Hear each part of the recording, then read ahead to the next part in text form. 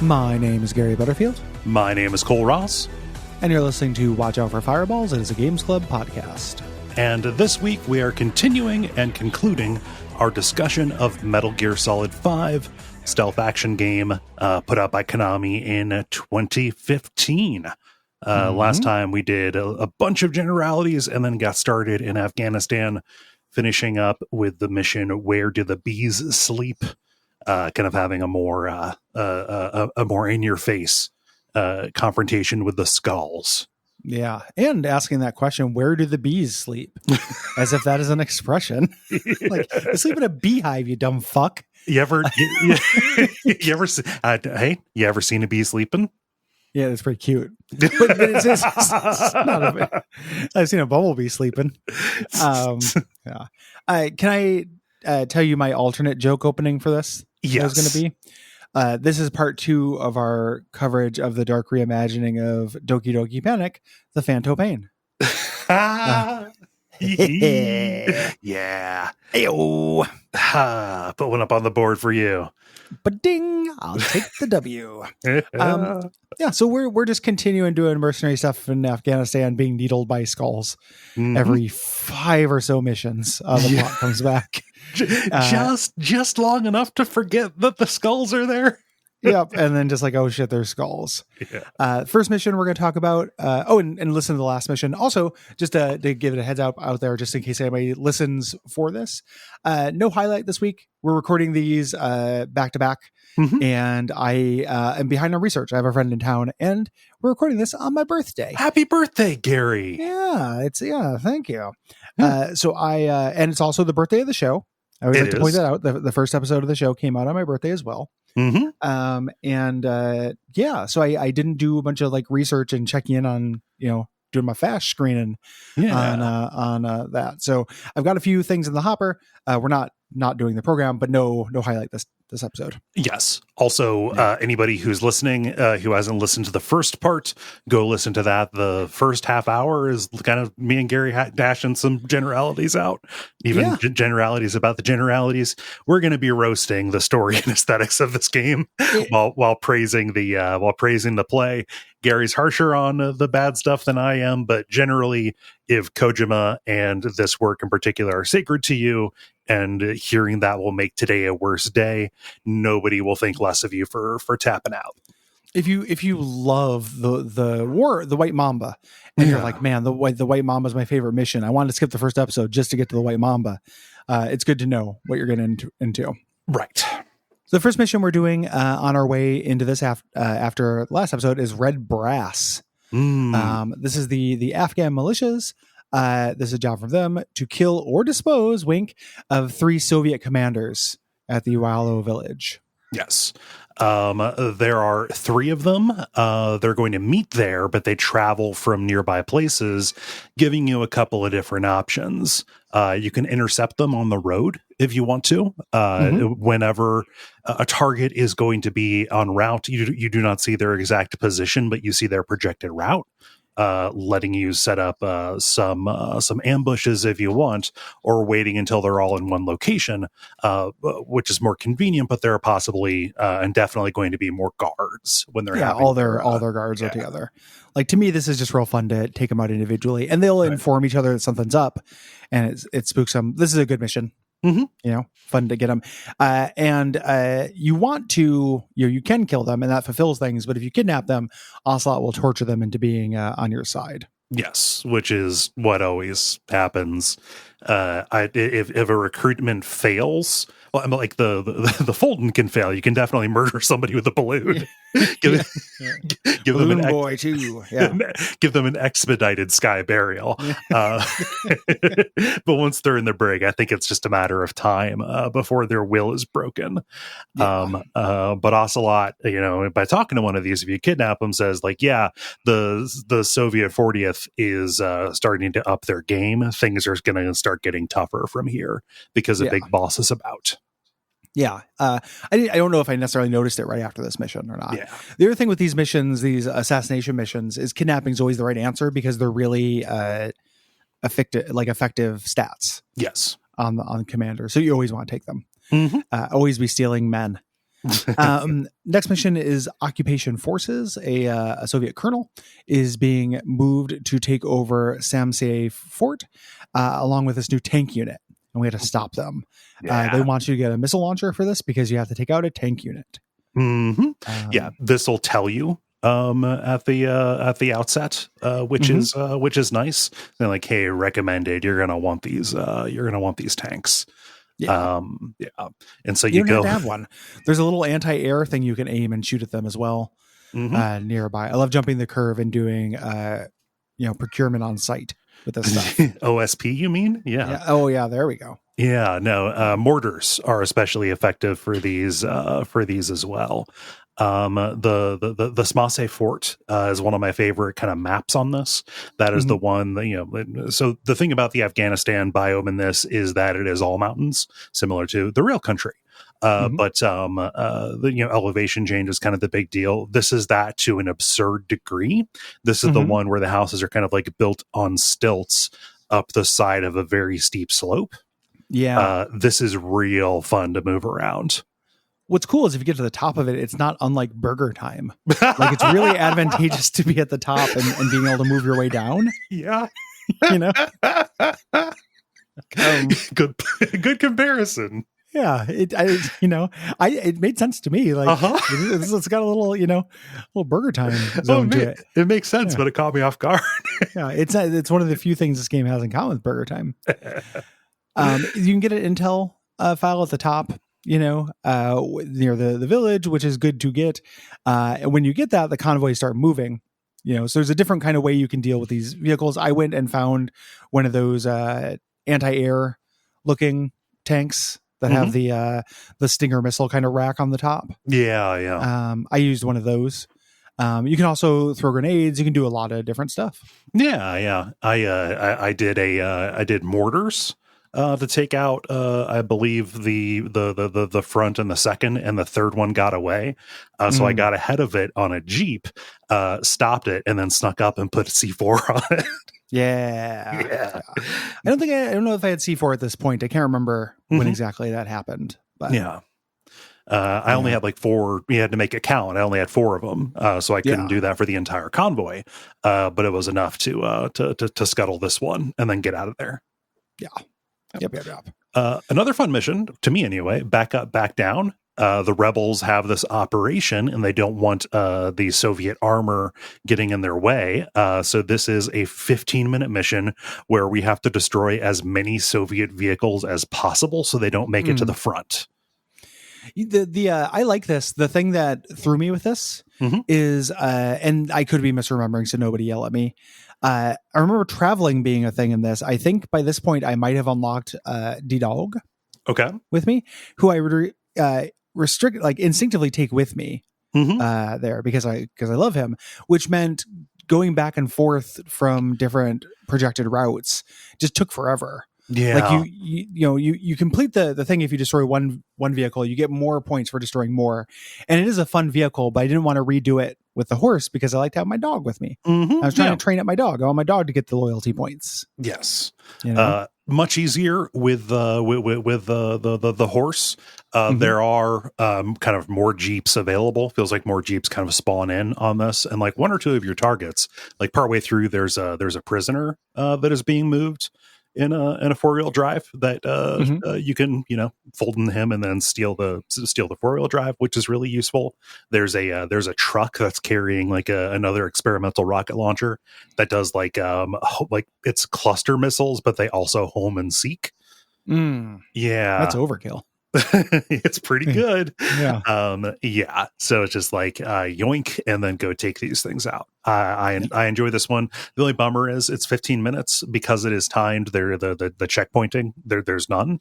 So if something gets fucked up, you go back to the beginning. But pulling this off is really satisfying to me.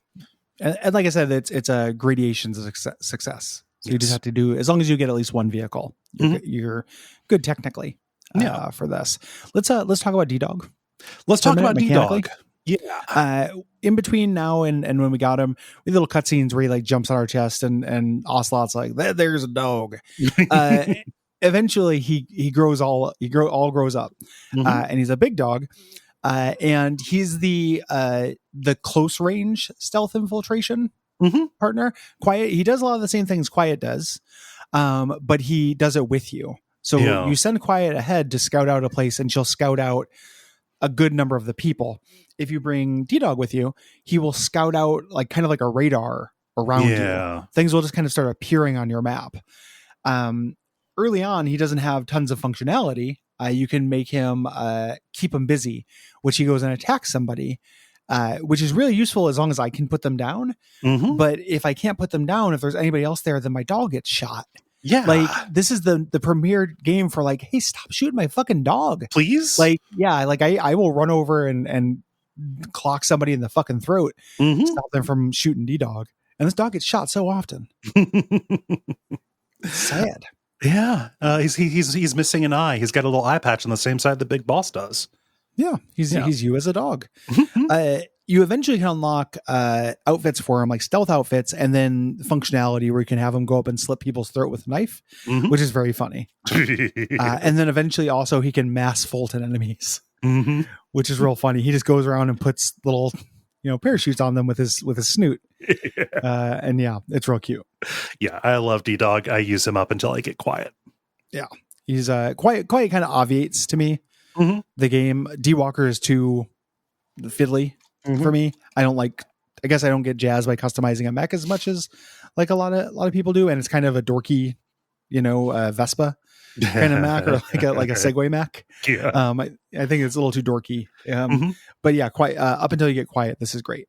Yeah, but it does mean you don't. It's a little silly. You can't take a horse with you as well. You eventually can take a Jeep with you as well if you have one, so you can get around. But I spent a lot of time just running all the way across Afghanistan because I didn't have a Jeep, or I didn't want to spend the money to deploy it. Yeah, it is the Jeeps are eat what you kill.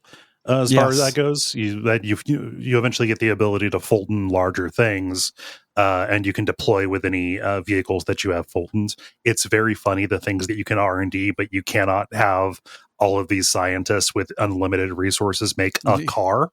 A car, yeah. Can I get like a Miata or something? Or like literally like a little dirt bike. Yeah, it doesn't have to be fancy. Give me a go-kart. Oh, a little dirt bike could be great. Dirt bike is real fun. This brings us into Angel with Broken Wings. Yes. There's this Mujahideen fighter who has been taken prisoner, and his dad, gives us this story saying, hey, we need to rescue him from the Lamar Kate Palace, which has kind of been made into this Soviet black site. Anytime you get real specific information about who the client is, it is often a lie. Cypher is getting us to do stuff. Yeah. Good for them. The palace is pretty fun. This is like gigantic bombed out building. There are a bunch of floors, and it's at the top of this hill behind all these sandbag gun emplacements. So it's pretty defensible and has good sight lines as you come up to it, which is tricky. Yeah. When you get here, the prisoner is not here. So we have to go to the next place, this cargo depot fort. Another distinctive map. This is, like a big kind of brutalist kind of building with a courtyard in the center that is made for storing cargo. But there are these kind of tunnels underneath. This feels like a facility from an older Metal Gear game in a fun way to me. Mm-hmm. Yeah. It does a big thing when you go in. It's like, oh, be careful when you go inside because you need to make sure you have an exit. Mm-hmm. But if you go to the right entrance, like dude's basically right there. Yeah. Like there's not, to me, the underground part of this was not very much of a level. Mm-hmm. Like I tranked a dude and then just grabbed my guy. Yeah. There might have been more to explore down there, but I didn't care to. If you go to the back door, the one that is kind of up against the hill, you're pretty good. And it's not that far away from the extraction point. Mm-hmm. Yeah.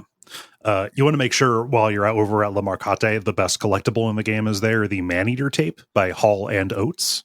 Mm-hmm. Yeah. You can grab the Hall and Oates. Mm-hmm. Yeah, I fully expect, I think that you're warmer on the score part of the music of this, so this is your edit. You can do whatever you like. I just use licensed music for the first half. Why are you? I would just use Hall & Oates and Kids in America. Why? Let's just do music that we know is good. Yeah. When we so he's injured as well, so we have to take him out. Mm-hmm. and Fulton by Chopper. The story that we were told was a lie. Mm-hmm. Actually Cypher wiped out the prisoner's village after some kind of disease broke out, our first kind of rumblings of this disease. We don't know who sent us, and we don't know anything about this disease just yet. Yes. Mechanically, this unlocks the combat unit, which allows us to send our little robots on missions. Mm-hmm. This is simultaneously cool. I wish there was a little bit more to it. The mission types have, they're like, go gather this thing in the ocean, and you can get resources and stuff. But the crafting economy of this, like I wasn't paying that much attention to my R&D. Yeah. I was just kind of things were unlocking, and I always had a pretty steady clip of things to unlock. Mm-hmm. I think that if you were going real completionist on this or really wanted to kind of unlock everything or had your eyes on the prize on a certain part of the tech tree, this would be more useful. Yeah. This to me doesn't get good until you can start blowing up sheds with specific countermeasures. I don't really care until that point. Yeah. About these. And they take real time. And then they have you lose a certain percentage. You have a chance of failure. And then it's like, this will take 10% losses or whatever. Mm-hmm. So this is encouraging you to keep the gas tank full and just continue to kidnap enough people to have this unit filled up and replace the people you lose. Mm-hmm. Yeah.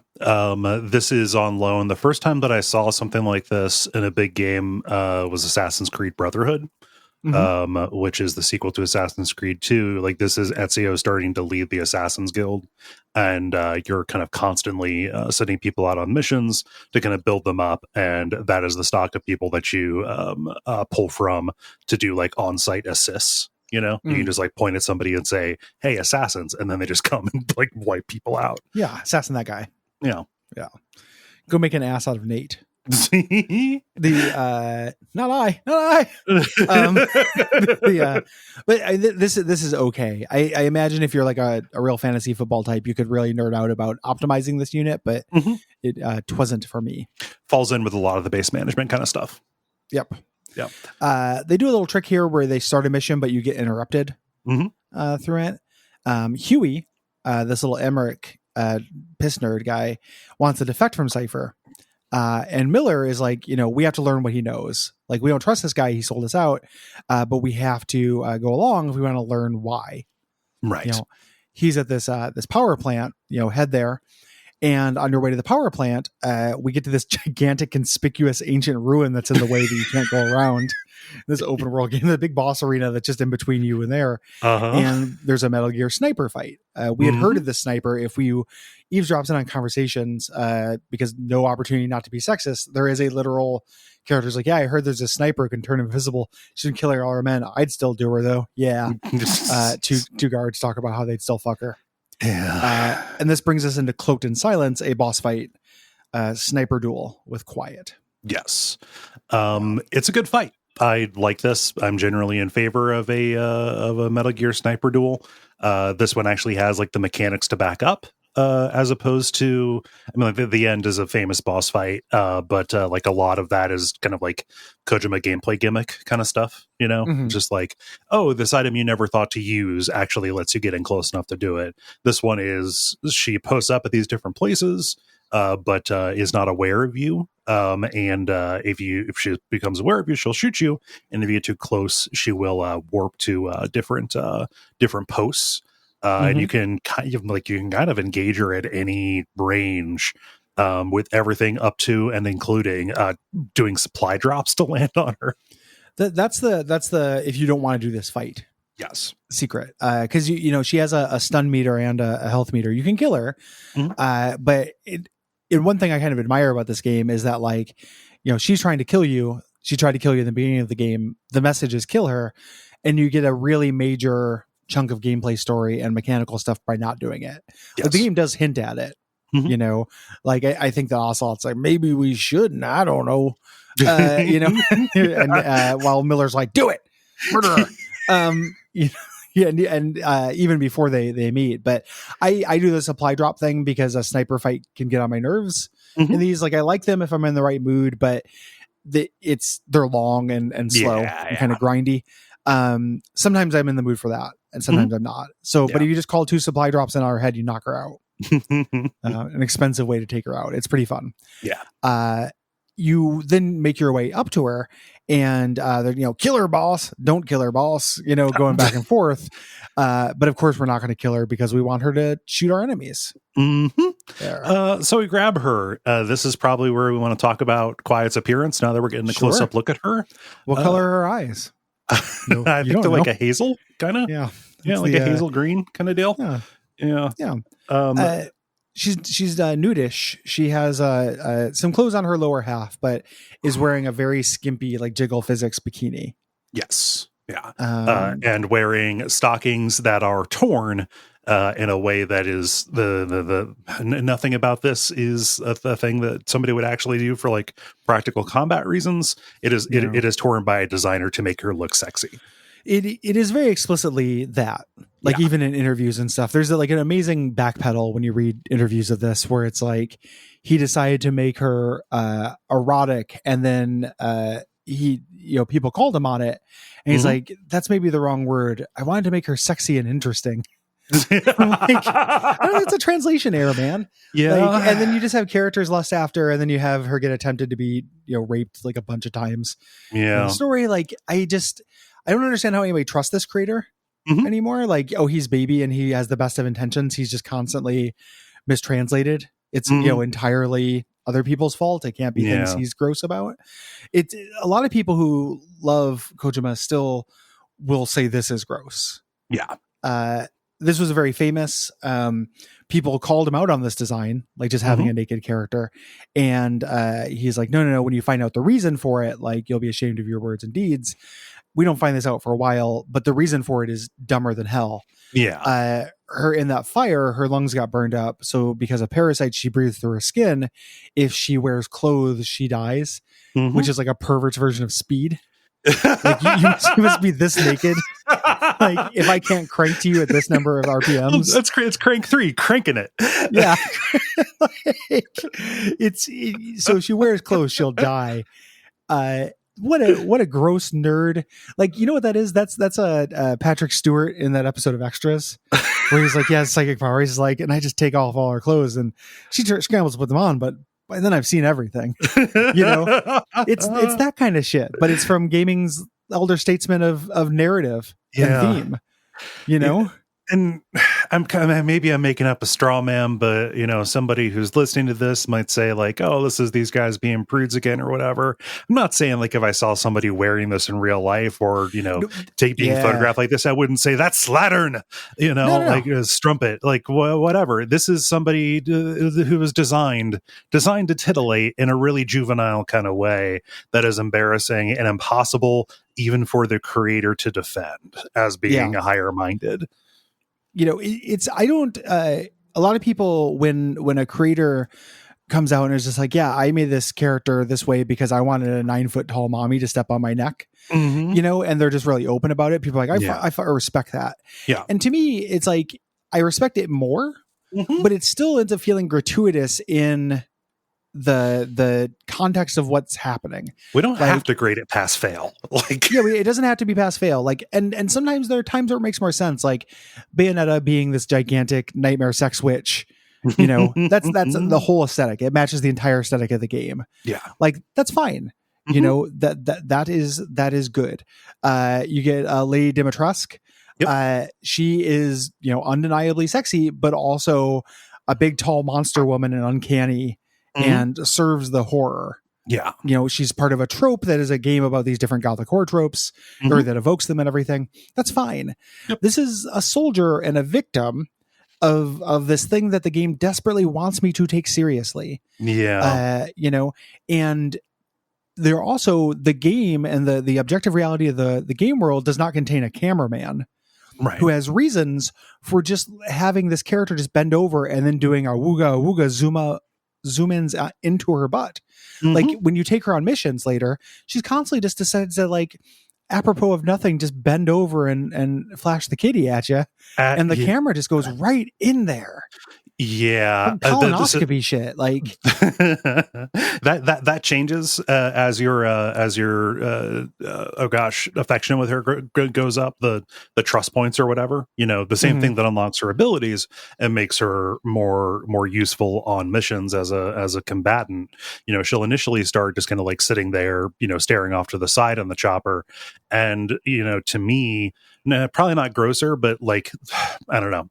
Also bad is an intermediate point there is that she eventually just kind of starts like laying on the bench, kind of staring at you with her chin on her hands, just like looking up adoringly. Yeah. We should also say she is called quiet because she cannot speak, again for parasite reasons. So here is this incredibly sexualized woman who cannot talk back to you. And gets all cannot of talk back and just falls in love based on, you know, how good you do at a video game. Yeah. Like it is, you know, people like power fantasies and like girlfriend fantasies in games. Yeah. You know, at some point though, do you need any illusion? Like, can it be, is there a thing where it can be too transparent? Yeah. You know, and if so, I think this is probably it. The camera work is really what kills it for me. Like, if you just wanted to have her have a skimpy costume, like, I read comics, I understand. Yeah. But it's just the fact that the camera is literally, and I don't like it for Big Boss. Like, I'm not saying Big Boss is made of stone. Like, we all know the suit sucks him off. But like, if you know, Big Boss is a living, breathing man, but he's also supposed to be this haunted, blood covered demon who is like barely holding it together. He's just had his mind wiped. The way that in Kojima's world, every character, no matter how serious and on the job and, you know, efficient they are, will just stop and go a wooga at an anime poster. Yeah. Like, it's just very telling on himself to me. Yeah. You know, can you imagine like going to the mall with this guy and then you pass a Victoria's Secret and like, there goes your fucking afternoon, you know? I don't know.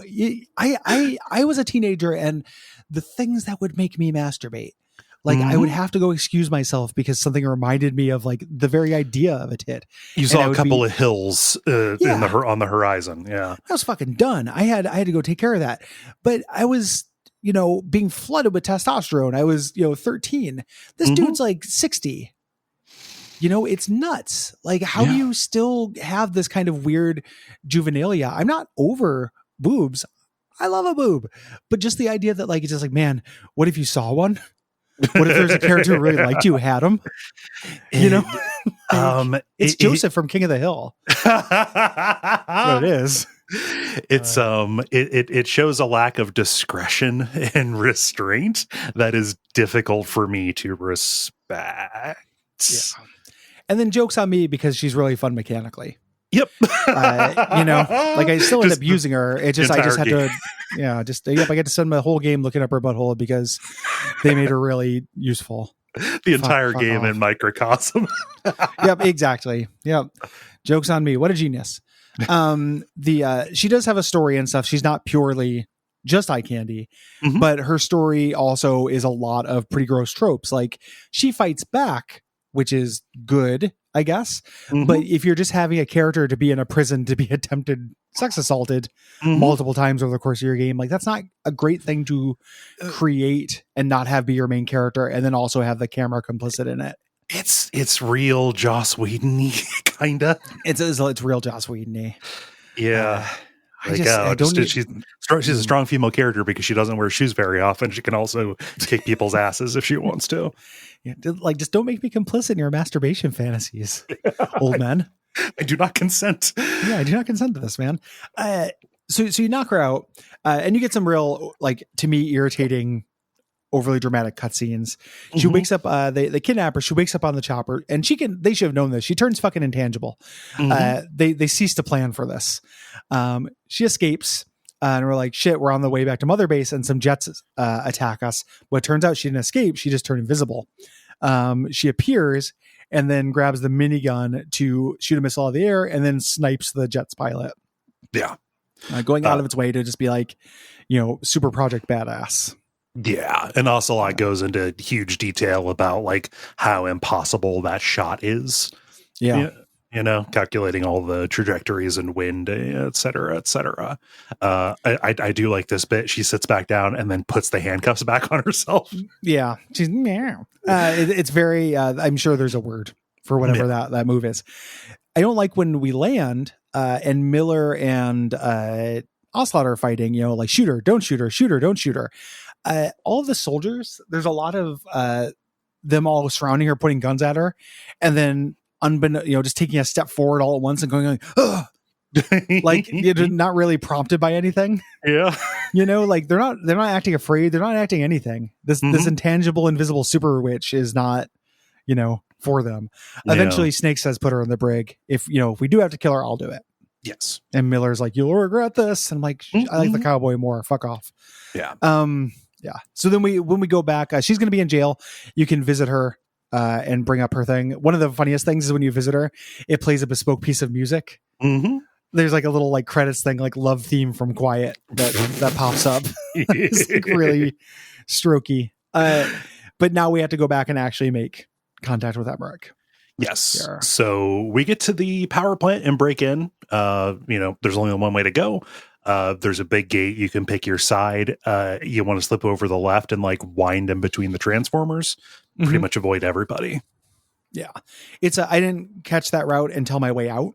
So I ended up accidentally doing the rightward route, which is much harder. I think there's a blueprint over there I wanted as well. Oh, yeah. I don't know if any of that stuff is semi-randomized, but something was on my map. There is a blueprint there. I think it's like a stun arm thing. Yeah. Went and grabbed that. So you head in, you walk in on Huey trying to convince Skullface that he needs more time to finish his Walker Philanthropus. And Skullface, one of his handlers, whispers like, hey man, he's been trying to defect. Yeah. And Skullface, and you think that Skullface is going to use the dramatic irony of him knowing something. But he just goes, trying to defect, doctor. And then pushes him down some stairs. He pisses himself with his genetic trait of his family. They have to urinate on themselves. Yeah. And his little mechanical walker legs are broken. Right. In Peace Walker, he was in a wheelchair. He has since developed these kind of exoskeleton legs to get around. And this is Otacon's dad, in case the last name didn't come through. It is still Christopher Randolph doing the performance. And he is really different than his son. Yeah. He's got the same voice, so it's confusing. Like he still sounds like an awful nerd. To me, it activates my my nerd rage, like that Simpsons. But he's not a little peacenik hippie. He's a grody man. Yeah. He's got some kind of delusional disorder. Not great. But Skullface says, "Hey, take Huey to the Soviet base camp, where Cypher's posted up, and this walker, this D walker gear kind of thing, picks him up and runs away with him." Yep. And this is one of the story missions designed by Kojima, so you have to go through a big long hallway. You hellbound this valley that you have to go through. You cannot follow it any way you want to. You have to make the trip. Yes. So this starts this mission where you escape the power plant and cross over to the north to the Soviet base while avoiding a gunship. There's a gunship that's there. I hate gunships in this. To me, part of the fun of this is having that wide array of possibilities when you're caught. Yeah. The gunship just makes it feel like an old Metal Gear. Like if it sees you, and you don't have a surface air missile that can reach it, or if it's not close enough to you, you do just have to hide until alert goes away. Yeah. It turns it back into the old rhythms. I think that there's only like one difficulty of Soviet gunship. I don't know that they get stronger. Regardless, if you have not been putting resources into upgrading your own choppers, armor, and weapons, like out of the box, Pequod, the name of your chopper that keeps on coming to get you, cannot stand up to this. So that is not an option unless you're putting money into it. Eventually, these just became a thing that I would like go out to the wilderness and kill it because I didn't want to deal with it. Like I do not want this thing around. Yeah. And by the time I got to the base or whatever, the alert would calm down enough for me to infiltrate. Like even though I just blown up their chopper, they really start leading down these things. Yeah. And that repetitive bark that like that's a gunship. Like it's just I imagine Ocelot just playing or recording like smoking. He's just going to play on a Walkman. He's got a soundboard. Yeah, he presses sir, that's a gunship. Flush. Those clowns in the gunship. Yeah. This is Ocelot in the morning. We got funny man David Cross here talking to us about his appearance at the Funny Factory. A long sneak to get over here. This is our first time with an area being patrolled by walkers on our way in here. The way walkers work is that they are like, I'm not too impressed by them. Like they hurt more. They're good weapons and they're armored from the front. Yeah. But I'm not real scared of them. Like you just shoot the guy who's driving them. Yeah. It's kind of like the knights in Zelda or something. They're a little faster than people. Like they're just not that impressive. Yeah.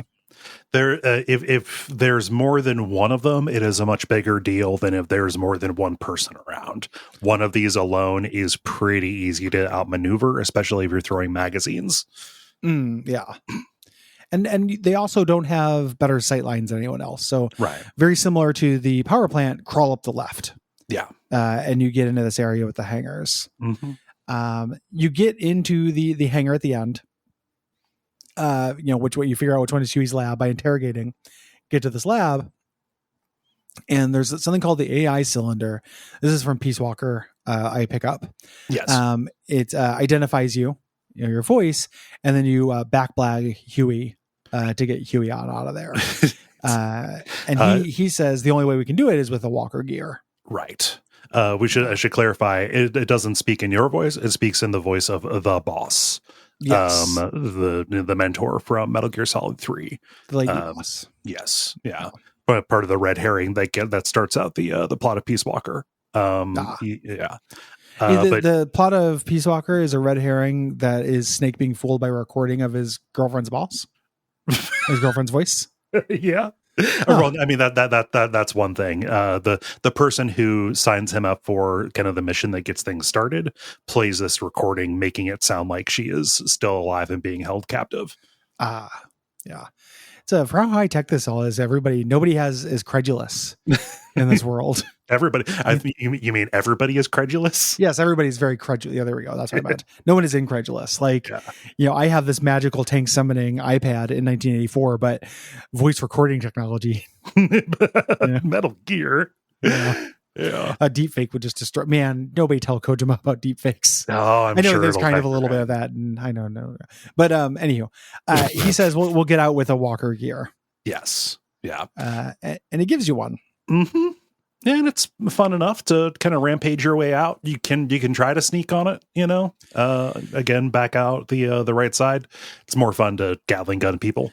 It's real weird how they kind of bend over backwards to say that it's useful for infiltration missions as well. Mm-hmm. And it is, but you can't crawl in it. Like that's the main thing I'm doing in infiltration missions. I can become invisible if I'm on my belly. Yeah. And you can't do that with this thing. There might be a stealth build that's possible for it, but it felt very unintuitive. Yeah. When you get to the end of this here, you escape, Philanthropist attacks with Psycho Mantis floating alongside it. Mm-hmm. And we have to, Huey's like, this is some business. Huey keeps saying like it's not ready. It can't handle a manual driver. It's supposed to be the AI. And like he at no point understands that somebody could, like, that doesn't feel that big of a stretch to manually operate something that would ordinarily have an AI module. Mm-hmm. But it's treated every time as this like really big deal. Every time someone talks about it. Can I explain it? Yeah, sure. Yeah. It was not designed to have a cockpit put on it. It was, in Peace Walker, it was, Huey was working on making AI controlled walking mech kind of deals. That's what this was supposed to be. Skullface came along and said, no, we need to find a way to, get somebody inside of there. And it's like, okay, maybe I can put a cockpit here, but it's not big enough for an adult. And that's what leads to the drama with Strangelove and Hal. He tried to put his kid in there to pilot it. And that's how Eli manages to get out. But now it's being kind of puppeted around by Psycho Mantis. It's the dumbest thing I've ever heard of. Like you just build an extra cockpit on it. Like that's engineering. That's not future tech to make a bigger chair. Like that whole plot is about how hold up. There's a tank where the plot of that is based on the seat is a kiddie seat. Uh-huh. So instead of making the seat bigger, they have a kid pilot it. You have to assume that it is impossible to build a bigger chair to put in there. I don't have to assume that, Cole. I'm just saying. And nobody in this world should assume it. That's and what people who just take that seriously are fools. Fools! What I'm saying is that is what is expected of you. That is ridiculous. Because basically you explain the same thing that I thought this was. Like he's just being like, oh man, it wasn't ready to drive it. Like put a fucking joystick on it. Like it doesn't. That is really, this thing is so technologically advanced. Like it's not impressive to add a seat to a remote control car, man. And he spends this whole thing just being like, it's not supposed to be ready yet. Yeah. And it's how is your imagination so limited and everyone around you so absolutely credulous? I think that it is trying to work in something about the child soldier kind of deal of this. Like this is the tech is more advanced than the people who are able to use it at this point. I feel like there is some kind of convoluted but like technically justifiable, but not in a satisfying way. Symbolic explanation for it. But like you said, you don't have to accept it. It's just a real weird thing that in this world, like you cannot imagine a slightly bigger chassis on a building sized tank. And that was the premise of a video game, like a whole video game before this. Yeah. It's also difficult to know the time frame on this. Like, okay, like when did Skullface make the ask and have Huey stop developing the AI thing? Because like you would have to refactor like whole parts of that to make the room inside of it. Like not impossible, but would take time, and he's taken off of it, and suddenly he has not done the work and it's moving around in a way that is impossible. It's just saying he has like the work hasn't been done, the AI is not ready, and also the pilot seat's not ready. So what's the deal here? Why is this coming after us? It just seems like it, you would say that in that case, like it's bending over backwards to what's supposed to be happening is he doesn't realize that there's a Psycho Mantis about. That is the twist, but it's working backwards from that. Like he could be like, oh, how did you do that in time? Yeah. And that would make sense. It would still be weird to be quite this shocked at somebody creating a seat fast. but he's acting like it's impossible, and he acts like it's impossible for the whole thing. Yeah, this is the fundamental stupidity of this guy that I'm trying to explain. Like if people don't understand why I think this creator is bad, so I'm talking about like, yes, you can bend over backwards to have a explanation for it. Like not you, I mean him. Right. Yeah. You can make the equation work, but it's just really dumb. Yeah. Like, you have this dramatic outcome you want, and you will make characters act like fucking idiots to get there. When complicated idiots. When I mean, there's a smarter way to get to get to that result, right? Like, yeah, you could find it. Like it's there. It is plausible to square that circle easily. Like Emmerich, when he made it so only would work when he was like keyed into it. I put in a lock that made it. I had to have my DNA.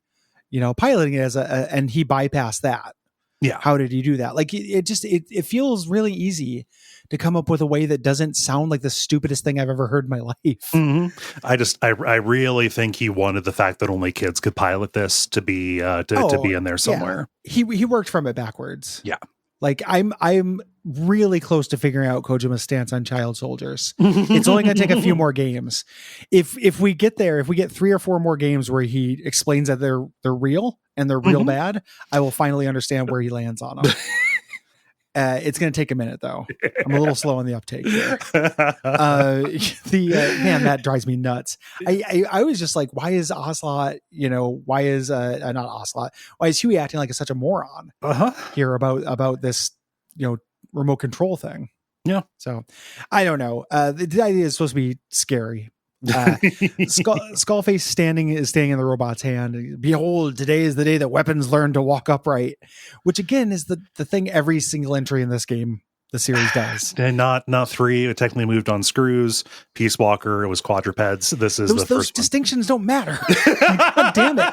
They're distinctions without differences. You're falling into the trap, Cole. No, Gary, I'm not advocating for it. I'm just representing what's there. I'm trying to save you from getting added, okay? I'm saving both of us. I'm doing it for us.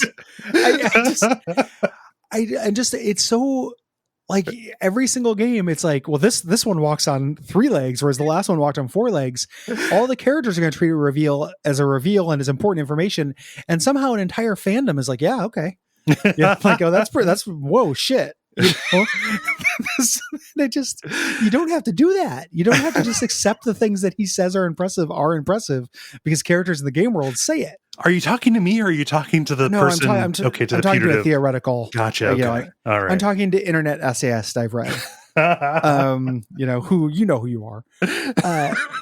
It's such a minor variation on something. Yeah. That he's been saying over and over and over for like 30 years. Just a tank that walks is not that big a deal. It's a mecha problem too.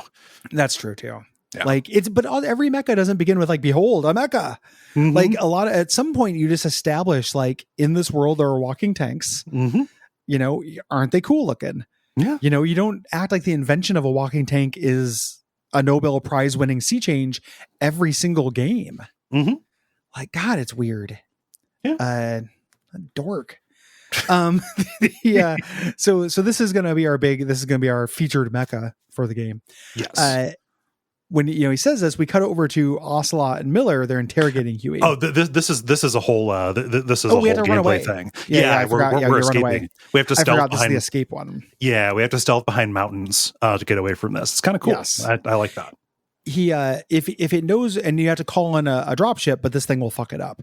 So it has to lose you. It's real funny. You get to do a version of that like Jurassic Park stealth with a mountain where it's walking around a mountain chasing you and you're in like a smaller mech. It's similar to the Bat Tank stealth actually a little bit in Arkham Knight. Just stealth on a way bigger scale than you usually see. It's like me trying to get Dottie into the carrier. Yeah, it's real similar to that, but with to Dottie, you're a philanthropist. Behold, your human has learned to walk upright. He wasn't supposed to be able to walk. The Dottie, what the fuck? Yeah, you're right. You escape here. I was getting confused. When you eventually do escape, we get to have Ocelot and Miller interrogating Huey. He says that he actually thought the nuclear inspection was real. Yes. The whole time, and that he's been a prisoner. Cypher's been forcing him to do research. He did not want to be a slave to Cypher for 9 years. Right. Miller makes Huey's exoskeleton leg bend his knee the wrong way until they torture him a lot. Oh yeah, there's some pretty dark torture. You never see him not tied to a folding chair in this. Yeah, yeah. But said, and he reveals some new information here saying like, hey, Cypher's pulled out of Afghanistan. They're moving to Central Africa. They're working on a weapon to surpass Metal Gear. Sahelanthropus was supposed to be this dead end. All of their forces are down on the Angola-Zaire border. Yes. There might be a third leg in play. Ocelot, the third leg was in Peace Walker, Gary. Maybe a fourth leg in play. I mean, it's like the shtick razor wars. Like we'll get to the shtick ocho eventually. The shtick ocho. Yeah. So Ocelot radios when you get away here, and we find out Zero was bedridden when the attack happened 9 years ago. So it must have been Skullface. This is new information for the characters, but Skullface has been the only villain for the whole game. So it falls a little flat. I knew Skullface was up to it. He's the opening guy in the opening cinematic of the open scene of Ground Zeroes. Yeah, this is more that like we assumed that Skullface was acting on behalf of Zero, that there was some kind of like varying allegiances or whatever. The kind of the thing that is revealed at the end of this that this is working towards is that like Zero's been out the game for a long time because of Cypher, and Miller and his kind of single-minded desire for revenge, he's chasing after somebody who hasn't been in the game basically since before Mother Base was taken out. Yeah, Skullface is our real villain. Oh, here she comes. Watch out, boy, she'll chew you up. Oh, here she comes. She's a man eater. Oh, here she comes. Watch out, boy, she'll chew you up. Oh, here she comes. She's a man eater.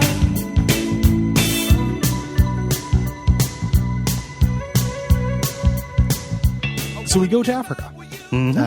First mission here, pitch dark. This is a difficulty jump. Africa is tougher. Yes. Than Afghanistan. The weather conditions are tougher. The sight lines for the enemies are better. It's less hilly. This is more about like big flat savannas, kind of dotted with like trees, tall grasses, kind of more jungle kind of deals. Not as hilly. Yeah, and it's not very dense jungle. Right. There are a couple of areas of tree, lined jungle, but it's a lot of clear paths. Like the enemy can see you during this. It feels like a lot more often. Yeah. So our first mission here, there's an oil facility that's leaking, and an environmental NGO has hired us to destroy the plant. Right. And the plant's occupants, Unita, seem to have some kind of Cypher connection. So we figured we'd get some more information and get some money. Yeah. There are going to be all kinds of PFs, the private forces or whatever that are thrown in here. Just basically, it's either like socialist and aligned with the local places, or Western and aligned with Cypher kind of deal. Yes. Yeah. So we've got to pass through this village to get to the plant, and we see the mercenaries training some child soldiers. This is introducing us to the fact that child soldiers are in play, and also telling us if anything happens to them, if they die, if you hurt them when they come like lethal force, then the mission is over. Miller will call it off. Yeah. Yep. He descends on them. He does his monologue when you first run into them. Like there's no difference between a child with a gun and an adult with a gun, and they just grow up to train other child soldiers. For the record, I guess I've never made this clear. I do think child soldiers are bad. Oh, that's a relief. It was almost real. I almost got canceled on Tumblr. I also think this is bad. Yes. It's really interesting though in this video game how they basically just like ludically, it's just an enemy you can't kill. You know? Like if you change this game and made it, if you erased context from it, which you don't do that because context is important, they would be basically like a kind of enemy that was just resistant to lethal force. Yeah. It's really interesting. Like they don't actually change the way you play all that often. They don't behave that differently. You just have to use a different kind of weapon to deal with them. It's it's not incredibly noticeable, but they are sloppier than the full grown baby boys. Yeah, the full grown child soldiers. Yeah. They're worse shots, and they are easier to fool. They can't see you from longer. They don't pursue you as closely, but there are often more of them. And they're not really patrolling. They're just kind of hanging out, which makes them less predictable. I just didn't really get caught. Like I didn't shake it up with them. all that often. I generally avoided them. Yeah. Whenever I could, because I was like, here's the weird invincible enemy the game is telling me not to mess with. Mm-hmm. And I was like, why don't I Fulton them out? And then they're not child soldiers, but you can't. You eventually, it's the highest upgrade on the Fulton R&D. What research goes into lifting a child? So just like it is difficult to make a larger chair for the Sahelanthropus, making a smaller harness for the Fulton takes years. We just don't have the tech. You can lift up a tank, and you can lift up a man. But if the man is a foot shorter, maybe the idea is that they're so tiny that the force would just break their fragile little bodies. Yeah, some kind of. Oh, and we do this with squirrels and shit. True. Ravens. Yeah. We Fulton vultures. I'm sure it's possible to traumatize a squirrel.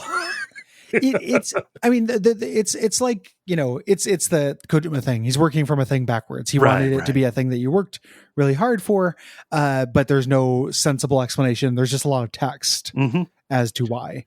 Yeah. I thought it would be a really good thing to do, and the option just doesn't come up. Yeah. Like you're not able to do it. So I just avoided them, and then I was like, okay, child soldiers. You pass through this thing. You eventually get to the tanker or the oil facility. This is a great dungeon. Love this. And it's hard. This is big. The sight lines I had to engage with this deeper than I had anything up until this point, including like knocking out lights and stuff to create pockets of shadow and stuff. Like this is very difficult. I think.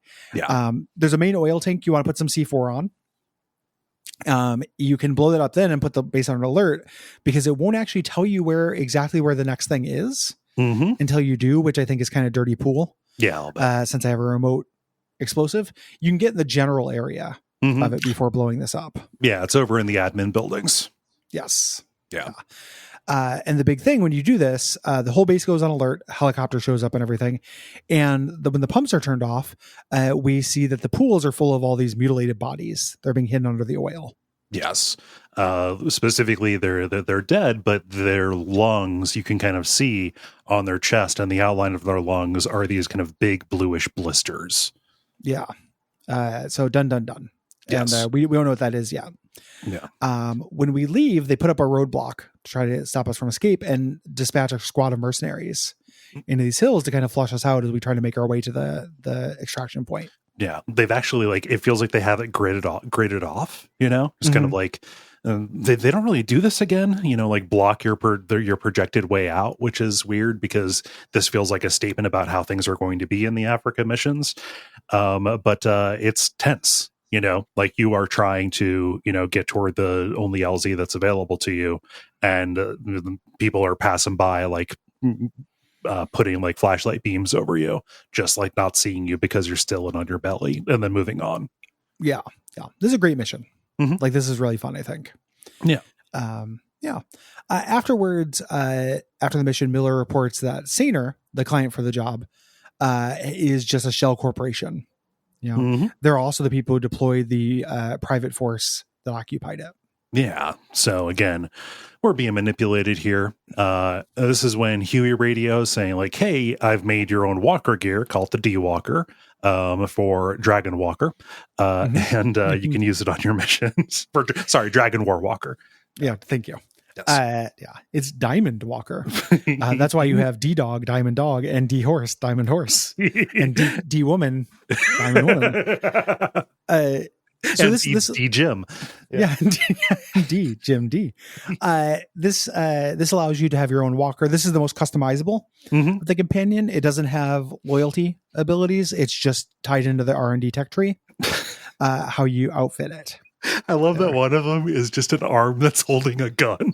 Yeah, it is, people in the Slack will get mad at me when I get frustrated at mecha media. Yeah. Because they just seem like weapons. And a lot of times that, it doesn't seem better than a tank. Just having a robot arm that holds the gun really is kind of my point in one thing, It's comical.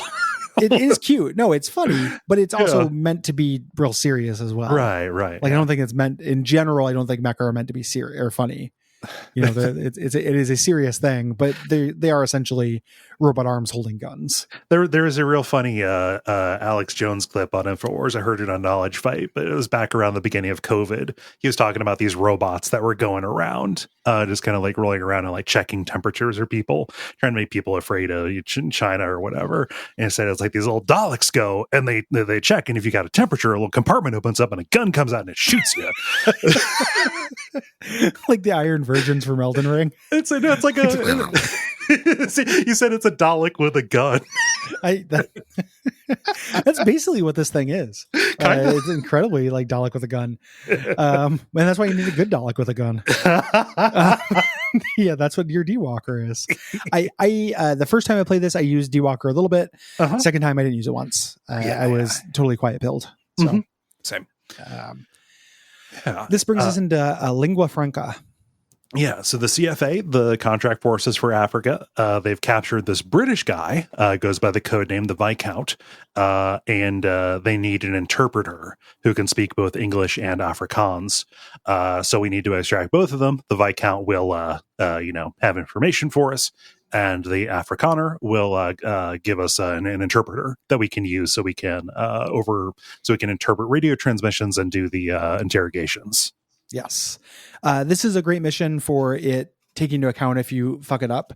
I will admit, at this point, this is when the like helicopter rides and briefings were starting to get irritating to me. Like I basically knew I was to infiltrate a base. So I got there and I'm like, I need to get these two guys. And I just grabbed the interpreter right away. Miller gets real mad. He's like, boss, now, he's not going to lead us to the guy. We don't know what we're going to do. But you can find an intel file that will show you where the other guy is, and you can just go get him. Like I ended up getting a really good grade on this just by, being really direct and not doing anything. Just took the dude, went and took the other guy. Took 3 minutes. Yeah. S rank. Yeah. What little animal icon did you get for this? What was your most common one? Oftentimes it was octopus. I got octopus all the time too. What does that mean? I think that means you were sneaking around and tranking people. I think that is specifically there because of the pigmentation change kind of deal. Like octopus, gotcha. Yeah. So stealthy and like knocking people out. Yeah, I got octopus a lot. Butterfly sometimes as well. That's if you use quiet a lot. You get butterfly, and then when boss fights start showing up and the chicken hat got in play, you get chick. Yeah, I love that little chick icon. Hate the chicken hat, but the chick icon is fun for your the chick little icon emblem. That's my thing. Just the big words chick with a picture of a chick is the symbol of my army. Yeah, I did a Duckfeed thing. I had the chick and then DF. Yeah. There you go. And using the initials. Can't say Duckfeed. Duckfeed isn't in there. It doesn't let you type anything out. You just grab words. You fridge poetry it. You go grab them both. I'm glad that the mission allows you to jump the curve if you want. Footprints of Phantoms. This has you taking out a whole bunch of walker gears because they're popping up in Africa. Somebody is selling them, obviously Cypher. The MPLA says like, hey, we need to thin them out. I like this mission. There are 4 of them and they're not that hard to get to. You just kind of like hop into one of them, clear out the entire outpost that is there, destroy the others, and then just throw a grenade at the one that you piloted as you're walking away, and you're done. This was a real good. I ended up this is my best stretch of the game in terms of performance. Like this is where the game, so I ended up like ghosting this one. Like I put four C4s on 4 of them. Walked half a mile away and blew them all up without anyone knowing I was there, which was also just like, what the, also there's some fun in that. But again, great thing about this game lets you do things many ways. You can also call in airstrikes on them. We didn't talk about that, but that limits your ranking. Yes. At the end of a level, which is not something I cared about personally. It just locks you out of getting an S ranking, which I'm fine with, Yeah, I do not need to be S at things. Yeah. This point, at some point, Miller's like, you should come back and check in on quiet. If you don't come back to the base very often, 2 things happen. Like you'll start to smell. And there's a little cute cutscene where everyone will clap when you get out of the shower. But the other thing, they just like, hey, you should come back to the base every once in a while. Sometimes there's stuff to do and sometimes there isn't. Yeah. For this, it's a weird thing that they want to enforce this rhythm of, Majula or what have you, but they don't always give you something to do.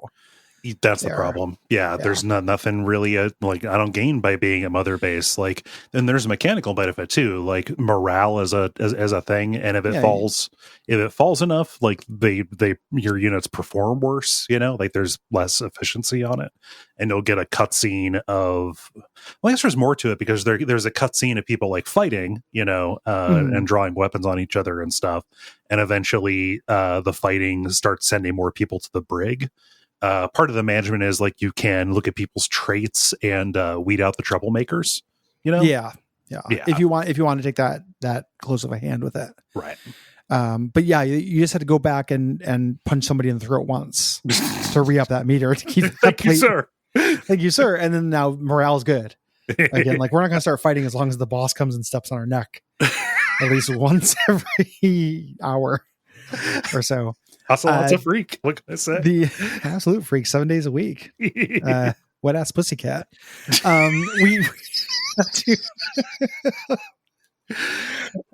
He wants us to come back and visit Quiet. This is where we go in and we check in the shower.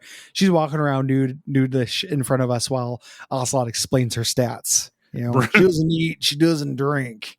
Yeah, she's got a condition, she can't wear clothes. And she takes a shower here. And it's like, that's okay. She just can't wear clothes. She's okay in the rain. She can't be underwater. Well, she drinks through her skin. This is the thing about anybody with the skin parasites. If they get wet, then they will kind of just like stop doing whatever they're doing and absorb kind of it. Shudder. Yeah. Kind of wiggle. And so what we get is this, is this mostly naked lady drenched in water and convulsing on the ground, almost like she's coming real hard. Yep. Just kind of rolling around like it's very Nell. I like that this game is on PC because you can find videos where people have swapped Quiet's model out, but it is still the same animations. So you get like Ocelot down there convulsing. whoa there. Round up. Get on back. Shoot him up right. Rawhide. Cowboys are so funny. The one thing that's we didn't talk about this. You get different outfits for your characters as you up their buddy level. All of the Quiet ones are different flavors of naked. So you can get her XOF outfit that she's in at the beginning. You can do that. It's like the ultimate upgrade. Yeah, it's after getting her covered in blood and then her covered in silver body paint and gold body paint. Yeah, doing a Goldfinger kind of thing. Yeah, and Silverfinger. And Silverfinger. Yeah. Don't forget me. I'm Bronze Finger. Sorry, I'm sorry. Hello, I am Tungsten Finger. I'm from old country. We're the fingers. It's what we haven't said the UN. Anywho, Miller doesn't want to take her to go on missions, but Ocelot, by this is very indulgent to me. Ocelot we know she's a good sniper. Yeah. Like, Miller's not saying she shouldn't go on missions because she's not a good sniper. Right. This doesn't answer the question. Miller's saying she's not trustworthy. She's a skull. And Ocelot's like, yeah, but check it out. She can shoot between blades on a helicopter. I'm like, I don't care. Neat, but irrelevant. Yeah. Neat, but irrelevant. Also feels like the kind of thing that like you could do with luck. To me. Yeah. Don't you think? But like you're gambling a whole helicopter on it. Yeah. You are gambling a copter on it, Yeah. But I mean, I wouldn't, if I was on the hook for the cost, I wouldn't try it, No, but if I were at like a carnival and it was $2 a throw, like, I don't know. I might do it. Oh yeah, there are lots of things. Carnival, if carnival rules are in play, at carnival base, why did we both come to the concept of carnival rules? Because that's what I was working to when you swiped me on it. Yeah, I know, great minds, mediocre minds think alike. So this is us leading us up to her being able to join us. Can she join you at this part, or is that coming up soon? It's right around here, something like that. Okay. Should we talk about her mechanically? We should, yeah. Get the last of the companions out of the way. She's the best of all of them. She can scout out an area in advance. Mm-hmm. So she'll scoot over there through her teleporting invisible magic and get up in a sniper post and cover it for you and mark most of the targets. Mm-hmm. So a base will come pre-marked, which is really useful, saves tons of time, and is real good. And still leave some of them, like if somebody's inside when it happens, still be a surprise for you. Yep. She can attack a base. This is really great for when things go loud, because she will distract the enemy. The enemy will be like, shit, we have a sniper, and start panicking while you're doing things. Being able to cause a distraction is a surprisingly sophisticated gameplay thing for something that happens all the time in movies and tabletop and stuff. Yeah. And you can just have her attack generally, or like during, while you're sneaking, you can kind of always see what she's aiming at thanks to the green laser sight that she uses. Mm-hmm. So, like if somebody is like directly in your way, you can give her a little radio order and say, fire, and then she'll do it and take that person out. My favorite thing is she'll take it upon herself to fire on somebody who's just about to spot you. Mm-hmm. So if somebody sees you and you're in reflex mode, a lot of times she'll shoot them before they can do anything. Yeah. And she, you didn't ask her to do this. Like she has it's the only agency she has. But this is really cool because this can be a disadvantage as well. Yeah. Like she shot plenty of people I would have liked to have kidnapped. Mm-hmm. And this does alert them there's a sniper because, no silencer for her until I think it's pretty far up the tech tree.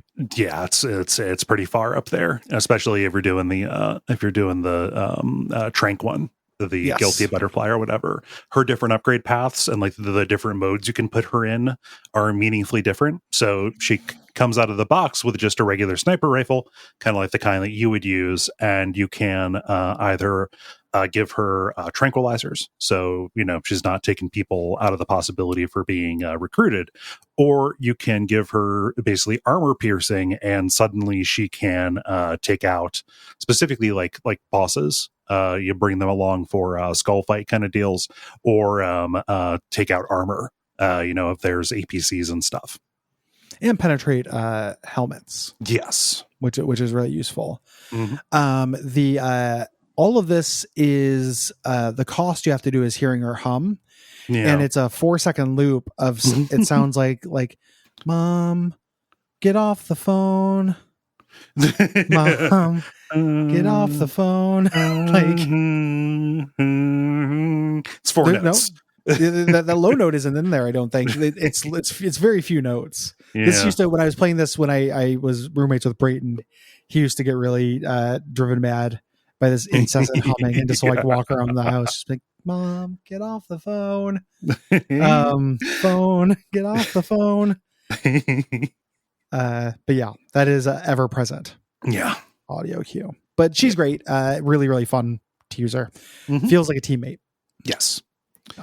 Oh. Get to a fun mission. This is the one skull mission that I like. Trader's Caravan. Let's because I do not like the end of this. This is this is a bad mission to me. Let's talk about it though. Gotcha. So a payment to Cypher is being delivered by Caravan, and Miller wants to know what's inside of that. There's this convoy that is there, and we've got to go and take this thing out. The idea is like steal this and drive it to the extraction point. This is difficult. You clear a small outpost to get the intel file, but all of the action is along the road that the truck is going to take, escorted by these 2 APCs. Yeah, 2 tanks and then a little car in the middle, and that to me that's catnip.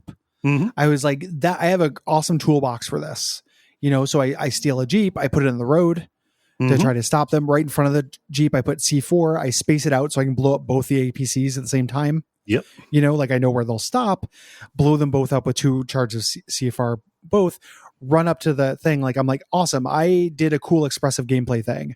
Yeah. And then a bunch of skulls pop out of the thing, like a Jack in the Box. And now I had to fight skulls. Yeah. And I was so mad because I did my end.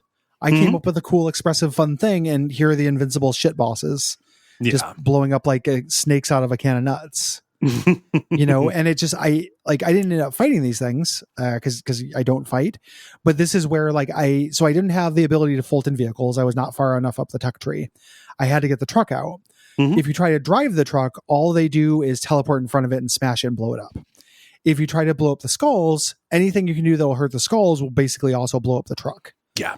Like, I basically had to run away from them to try to get them away. Yeah, I couldn't really lose them because they were teleporting along with me. Mhm. Like, if you can't Fulton the truck, this absolutely blows incredible amounts of ass. Yes. Fulton in the truck is the secret to this. So, stop the caravan, get close enough to spawn the skulls, and then they don't see you right away. Like, they get out and investigate, right? Stealth, get up close enough to Fulton the truck, and then steal the APC. The APC is strong enough to get you to the edge of the mission area. And that is the way that I did that. Figuring out how to do it and then just barely achieving it over a couple of tries, that was satisfying to me. But I hear every kind of a criticism that you have of this. It's a bummer when there's a correct answer in a game that's not about having correct answers. Yeah. And making the target that you had to get out so fragile. Mhm. Like, if you can't get it out of the hot zone, you ideally, I guess you would take the skulls far enough away where nothing would get hurt in the crossfire and then fight them. Mhm. But they're the worst boss fights in video games. Like, I hate fighting them. Yeah. They don't play fair, and I don't have a dodge roll. Mhm. I don't have the defensive vocabulary for these. You kind of do have a dodge roll. I mean, you do, but it's not like a Dark Souls dodge roll. You know what I mean? If you're fighting 6 teleporting skulls who are shooting at you, a dodge roll doesn't really matter. Yeah. You have a dive, but then you're on the ground. Yeah. It's not a dodge roll. Yeah. It's a dodge. Mhm. You don't roll. But yeah, I don't really understand what you could say, like, I think somebody could say, like, oh, that's why you research up to get the Fultoning of vehicles. I didn't want to grind up the tech tree. Mhm. I didn't want to completionize this game. Mhm. Like, I spent 40 hours on this. It wasn't, I didn't rush it. I was just playing the game. Mhm. I don't feel like I should have been punished for that. Yeah. And if you haven't done this, like, it's probably like 18 minutes of real time to get this up. Like, maybe you could go do side missions, but that's not fun. I don't think it's a good design when it's like, hey, go grind for a little while. Yeah. It's a weird difficulty spike if you don't have this thing on the tech tree. Yeah. I really don't like this. This is, it's an infamous mission too. Like, this is one that people will kind of single out. I just, the right solution ended up feeling dramatic and cool to me, but the presence of a right solution is incongruous and problematic. I agree with you there. I just really hate the skulls as a gameplay function. Like, I don't think they're very cool from a narrative perspective either, but I really hate them as a gameplay function. Yeah. I hear you. So this is something where I kept dying or blowing up the truck. I had to wait for the caravan to show up every single time because the checkpointing in this game is not super good. You could kind of fool it by crossing over certain barrier areas of the landscape. If you do that intentionally, it works to a good result. Oftentimes it will just over the course of of executing a plan, you could cross over that barrier without realizing it and then just really fuck yourself. Save state like further into your plan, which I just really wish this game would just let you save. Yes. Problem solved, dipshits. So I ended up having to do this. Either, I was setting up, over the course of like 5 minutes, setting up and waiting over and over and over. Like, I would die, or I would try to kill the skulls and the target would explode or something like that, until eventually they offer me the chicken hat. Chicken hat is a little humiliation you get to wear that lets you get seen 3 times without, it hurting you. Yeah. Right. I don't like, a game making fun of me for difficulty. I think that, like, daddy, can I play Doom difficulty shit? Like, that should have died in the 90s. Yes. It's really out of fashion here. I didn't realize that if you die with the chicken hat, they offer you the little chicken hat. They do. You get 0 points, but you are invisible, which is what I ended up having to do. And I was just like, the game's like, 0 points. And then Miller's like, maybe we'll do next time better, boss. And I was just like, fuck you. Like, you don't get to just have invincible super guys jump out of my target with no warning, murk me, and then make fun of me for getting murked. Yep.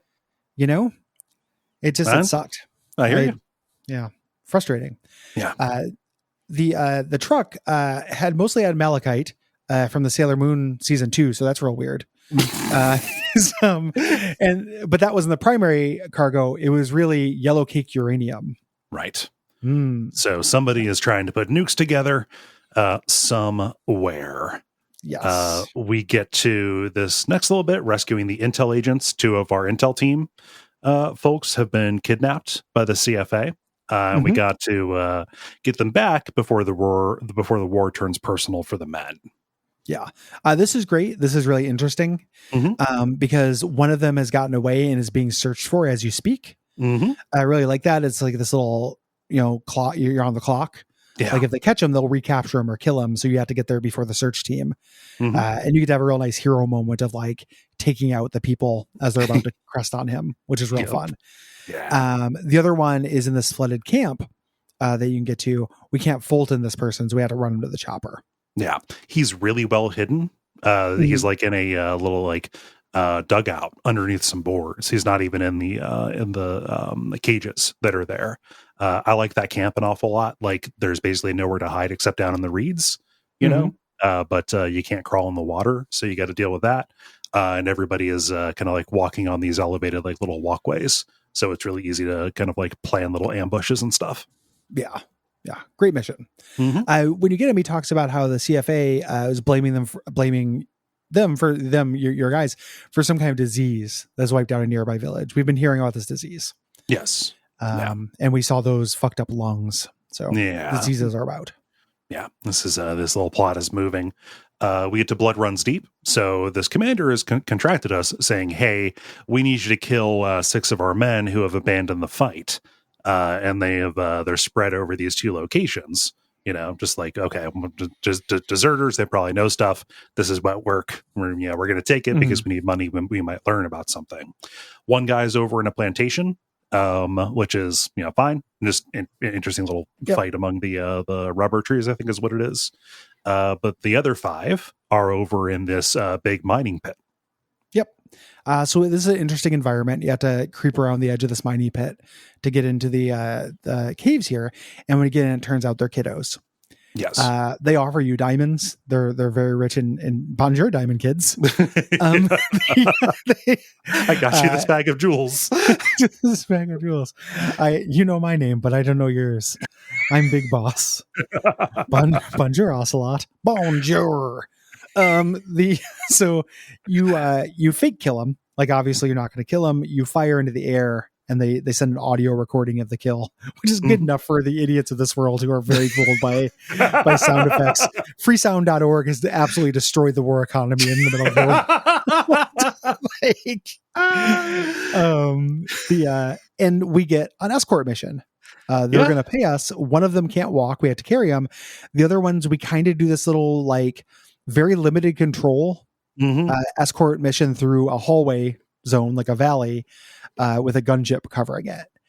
This could be a lot worse than it is. I don't love it, but it's not as bleak, as escort mission with 5 kids. If any of them die, you lose, as it sounds. Yeah. It's like it's a hallway and they're like, wider areas and clearings that you've got to go. Like the kids won't fight. But they will run to the next little bit if things are safe.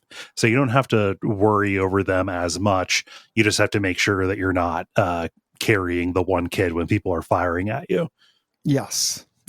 Very funny. You only have to rescue one at the end.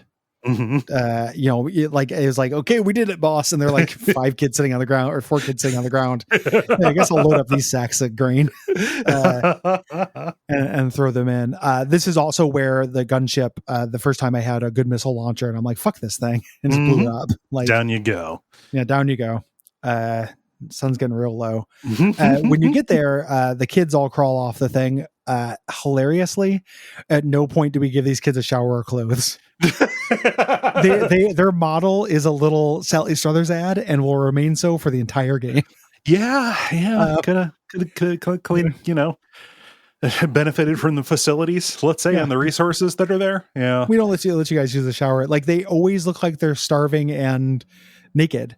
It's just the prisoner model. It's so funny. Like, this is not good to these children's soldiers. I mean, when it's like when a big point is made of it, so the differing treatment of the child soldiers, this is supposed to, reflect favorably on Diamond Dogs, right? Yes. Which is, we're not going to, all that they know how to do is fight. We need, we're going to use our facilities. We're going to house them, try and teach them basic skills to kind of learn how to reintegrate with society, do something besides hold a gun. Right. Yes. And to like not show any visual evidence of that is a weird decision when you're very insistent that this is a differentiating thing that makes your band of mercenaries, perpetuating war different and better than the other bands of mercenaries perpetuating war. Yeah. Yeah. It's just very funny when they showed up later and they're just look like they're starving. Like, there aren't flies hovering around them in their model, but like, that's the semiotics. Yeah. It's very, 90s TV ad about children starving, and you can adopt one for pennies a day for the price of a cup of coffee. Like, that is what they're evoking. Yeah. In this. So this brings us into On the Trail. We've been contracted to take out somebody called the Major, who's the head of the Rogue Coyote private force, because he might know about this uranium shipment. Yeah. So we do not know who the Major is. We do not have any VI, visual indicators on him or whatever. Oftentimes when you would need to take somebody in particular, you would get like a little photo of their face. And you will, when you're doing recon, if you see their face, like, okay, yes, it marks them as your objective. One of his subordinates though, and that he's going to be traveling to the base where the Major is to have a meeting. So we need to follow along through these different checkpoints with this Major to get to where this is happening. Yes. If you eavesdrop on these people, we find out again about the disease, and then there's whispers of this old man, who's talking to the Rogue Coyote PF about getting nuclear material. They keep making the same joke, like, it's this old man who's going to have a nuke. Good one. I've heard that. You hear that conversation a bunch. Yeah.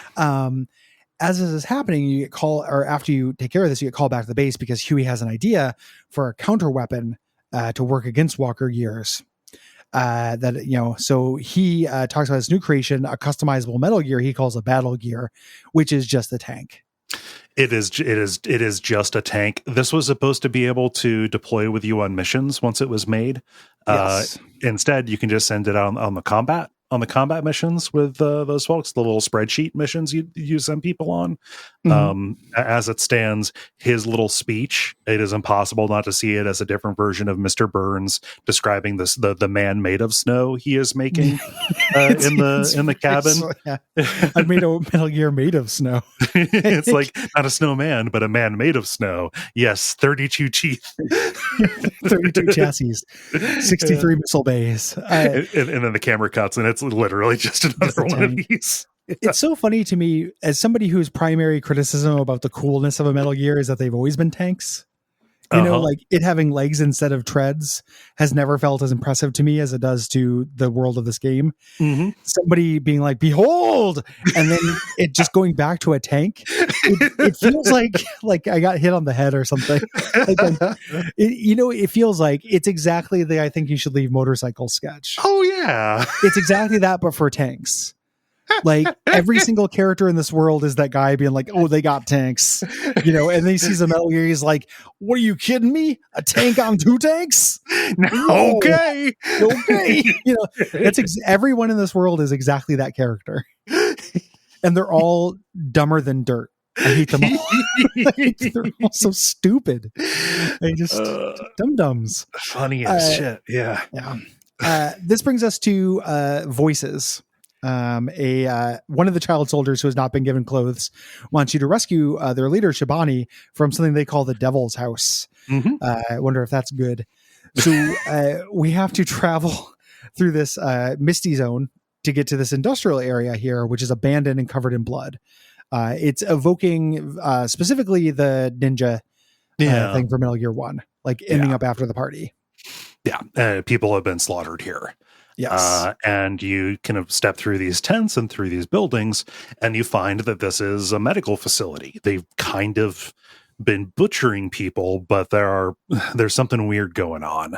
So it's an operating room. There are people. There are young men who are laying on beds, and there are walkmen with a little earbud, little headphone kind of thing, leading down and stitched into people's voice boxes. Yes. And we can kind of see the outline of the lungs kind of exposed on his chest. It's blue and goopy. It's if you remember, the Chico also had a earbud in his neck. Yes. So they set that up for this, and we walk through this. It's real gross. It doesn't stop Snake from just sticking his hand in it. Yep. Come on, man. You step back through here. A bunch of people are hooked up. We eventually find Shabani. Snake cuts him free, and as this happens, Skullface just happens to walk into the next room. Yeah. Shabani panics, which causes Skullface to notice you. And he says some cryptic shit, and then says burn with the rest of them. And his psychic soldiers show up. Psycho Mantis shows up, and the man on fire shows up. Yeah. And the tent catches fire. All these people are dead, and we have a boss fight with the man on fire. Yeah. I like this. I don't know how this feels for you. So you need to call in a helicopter. Your escape route is closed off because the tunnel collapsed behind you. You have to call in this helicopter and keep the man on fire away long enough so you can escape. The man on fire will stop and get stunned if he gets doused with water, and you happen to be in this industrial site where there are tons of water pipes, water tanks. There's a big water tower there. Lots of different ways to kind of keep him busy so you can get into your menu and call in the pickup, and then also get over to the chopper and get out on time. Yeah. To me, this is okay. I don't hate it. They're just the two. What would happen a lot is he would blow up water towers on accident when he was nowhere near them. Okay. Like he would shoot a fireball at me. It would knock over a water tower. He was not close enough to it to get drenched. Yeah. Ultimately, I ended up knocking him into the little wading pool thing by blowing up the gas tank behind him, which was satisfying to do. The thing I didn't like, about it was just restarting and the checkpointing stuff, like going through more of the thing than I wanted, starting with him all the way over and hearing the little spiel on him every time and having him walk over to me slowly when I was trying to execute this plan. Yeah. That sounds not that big a deal, but a little bit irritating. Yeah. I lost a couple choppers with him getting up too soon. Yeah. But to me, this is fine. Like not too bad. Yep. And I do like the design of the man on fire. Oh yeah. That's great. I think he's cool looking. Agreed. If you have the advanced Fulton with the wormholes, you can Fulton him out, which is how I think you get his backstory. Oh, through text. Like you can figure out that's Volgan before this, but if they'll figure it out, and then he disappears from your base. But you can actually, if you wormhole him, if you just try to Fulton him normally, Psycho Mantis will come and try to stop you, and you can still do it if you distract Psycho Mantis enough. Nice. You can't shoot Psycho Mantis; it teleports away. But if it's too busy teleporting, it won't stop you from Fultoning. Oh, nice. Yeah. So, neat. Yeah, a little Easter egg. When you get back to Mother Base after this boss fight, Snake gives Shabani's necklace to the remaining child soldiers. Like, we couldn't save him; he's on fire. But here's a trinket. Yeah. Sorry, kid. Trade this in for a shirt next time you're at Old Navy. Yeah. So the tapes that you get after this, you go in and listen to them. They talk about the state of the bodies at the Devil's House. There, those chest cysts, which we recognize, and the voices on the tape. Notably, they were playing like news broadcasts, basically radio, in many different languages, but none of them in English. Yes. We'll find out why. Yeah. When we go to the next mission, partway through, we get an emergency call from Miller. They decided, we got to start doing the PvP part of the game. Mother Base has been taken. So we have to go back and retake it before we lose any more men. I don't like Mother Base as a level, like in wireframe in terms of thing. Like, this is fine. You crawl up to the top and you take out the leader. All the rest of them will surrender. But I don't think this is a very fun area to stealth around. Same. But this is starting us, the idea of doing things on mother base biomes for the PvP FOB. Yeah. Forward operating base system. Mm-hmm. Yeah. A weird little online system that continues to this day, kind of. Yeah. I'm sure I can imagine it being fun. Yeah. There's a whole tech tree thing about you don't get to place them. It's not a base design thing. Mm-hmm. You just get to say, we've researched cameras, and then the game will kind of place them in some predetermined spots. Yeah. It'd be pretty fun if you could, literally design a little death maze. Yeah. There. But yeah, I understand. I'm not criticizing the game for not letting you do that. That might have been what got me to engage with it. Mm-hmm. Yeah, that would have been fun to play around with because I like designing a little dungeon. This also plays in, eventually, like in the post game, you get the ability to like research nuclear weapons, and you can decide like, are you going to try and hoard nukes? Or are you going to specifically target people to deactivate their nukes? Things like that. That is tied into like a particular little event that was only supposed to happen if the player base decided to get rid of all of the nukes. That was just discovered very quickly through data mining. Yes. Yeah. Cool. Cool. Cool. This brings us into the war economy mission. Right. Yeah. This is at another cool area. Like this, we're headed to the Nova Braga airport. There's a high-ranking CFA officer who is there, and an arms dealer who is going to be flying in to meet him. Kind of this idea, arms dealers want to keep the war going, tale as old as time. And we have to go in and kind of stop that maybe from happening, try and, take them out. I ended up, of course, kidnapping both of them, but identifying them and then figuring out the most advantageous place to deal with them on this very heavily patrolled large area is a fun little task. Yeah. Airport is by necessity really well lit. Mm-hmm. Yeah, if you go at night. This is also, I was trying to Fulton one of them and quiet murked him in the head. Oh no. So I was like, I'm not going to restart the mission. I'm just going to let that be emergent gameplay. Quiet. Kiefer Sutherland voice, quiet. My favorite little bit of emergent gameplay that is like that. I want to share this here. It's apropos of somebody dying when I wanted to fold in them. So saw somebody with good stats and was like, okay, I'm going to tranquilize them. So I shot them.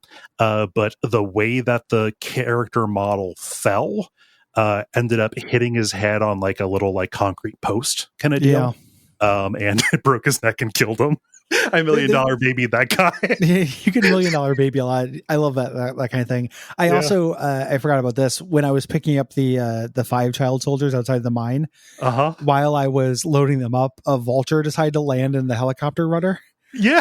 So it exploded in feathers and like a dead vulture just landed. I was like, that's ominous. Is that good? Avert your eyes, kids. Yeah. It was a very funny moment. Love it. Oh man. So how did you deal with this? I waited in the first little hangar with the decommissioned plane that was kind of there. That's where they get into a little truck. I just waited in the bed of the truck for them to get inside, tranked them through the back window, and then fold in the truck. I still don't think I could fold in trucks. I unlocked that way late. Because at some point I stopped. I guess this is worth talking about. The way that the menu in the R&D menu is laid out is a little bit irritating. You can either go by category and it will show everything that's possible, or you can show by everything you have unlocked. Yeah. And I didn't know, I couldn't really remember how free I had to be with resources. So if it's a grade 2 submachine gun, I didn't touch a submachine gun for this whole game. Like I don't want to upgrade that. Nope. I wasn't just upgrading everything. So you had to scroll through the everything that was available to upgrade menu when something was new. It gives you a little list like this is available. But so many of them are like the MTZ 22 is available. And I don't know if that's a grenade. I don't know if that's what kind of gun that is. It's nonsense. So I just got sick of looking at it. Yeah. And then, so I missed the vehicle folding for a long time. I couldn't do it until this. The game gets a lot easier when you can do it. Like it's a really good move for that. Like, but I couldn't at this point. The heuristic for the problem that you're talking about is to only use the tab that shows like the stuff that is possible to look up, and all of the cool stuff is at the bottom. So the top is where the barely different rifles and rocket launchers and stuff are. Even though there's also a million camouflages at the bottom, and camouflages just for my away team, which I don't care. I don't want to develop that either. Like, But that's where that stuff is. Just, okay, is anything cool down there? Is there a meaningful upgrade for stuff that I'm interested in? So I didn't have that. So I went along the roofs. I was setting up like a sniper. Cool. The enemy sniper saw me and quiet sniped him, which set the base on alert, which was a cool emergent moment. Like, this was kind of chaos mode for me. And then I eventually, like, she was attacking the base, everyone was running around, and the dude kind of happenstance in front of me. I was scanning people while they're distracted with the quiet, and it's like, that's him, boss. I was like, shit, that was easy, and shot him. So it was a little bit chaos mode for me. I ended up getting one of them. I think the arms dealer quiet killed for me, but the main guy managed to Fulton out. Gotcha. There, and I did it under fire. Like, it's real fun when you just like run out, Fulton somebody, and then they'll shoot down a Fulton, but they don't prioritize it if you're right there. So me kind of running around like whoop, whoop, whoop, whoop, whoop, allowed to distract long enough that they didn't shoot down my balloon. Serpentine. Serpentine. Dignan, serpentine. So the next mission is the White Mamba. The government wants to clear out a village where all of the adults were killed. It's basically, Kid Island, that reality show, and the raiders, they're really fucking shit up. They're, doing atrocities. Yeah, we, we're not going to kill all these kids. We're going to do a decapitation. We capture their leader, codenamed the White Mamba, and then, bring the rest to Mother Base with us. Right. Yes. And this is a big seaside village, full of child soldiers, where the target, the White Mamba, is on this derelict boat, out by the coastline. Yes. Sitting on a chair with its conch shell, obviously Lord of the Flies, reference here. This is little tiny liquid snake. I think making this guy a little super soldier, and a little boss fight undercuts a little bit of the dignity of child soldiers. Like, you get in there, you walk up to him, and we do a boss fight. Yes, with him, where you have kind of QTEs for the first time in this game, where you have to respond to his machete attacks to kind of throw him. But he zips around super speed, like he basically runs around like Sonic in the movie. Sonic, it's a little silly. I think there was some kind of AI problem because he kept calling for the other soldiers and they were all freaking out. Oh, weird. And I think D-Dog basically kept all of them busy, or they couldn't make it onto the ship. Maybe they were just so excited to see a dog, they were just petting them.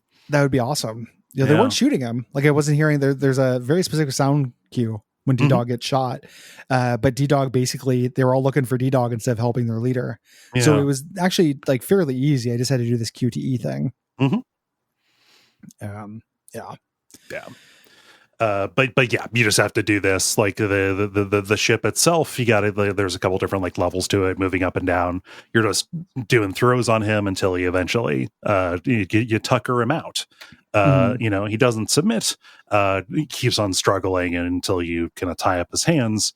And at the chopper, when Snake cuts his bonds, extends his hand, White Mamba won't shake it. He just gets on the gunship. He kind of stays a little shit the entire time. Yeah, this guy's a little horrible monster. Yeah, this is Liquid Snake. I hate him. Little dork. You get back to Mother Base, and he tries to attack you. You go to pat him on the back, and he attacks you and teach him a lesson. So you put him on the ground. You like dislocate his shoulder. You kind of break him here. I didn't take him as breaking his arm. I thought it was his shoulder. It looks like he pops it back in a joint, and you're like, there's going to be rules, and you're going to learn them. Puts his shoulder back in. Later, you'll get a side mission if you want to do this boss fight again. You can. I didn't want to do a repeat of it. The same boss fight, but on Mother Base. Cool. Yeah, okay. It's not that good of a like reflex QTE boss fight. It's okay. Agreed.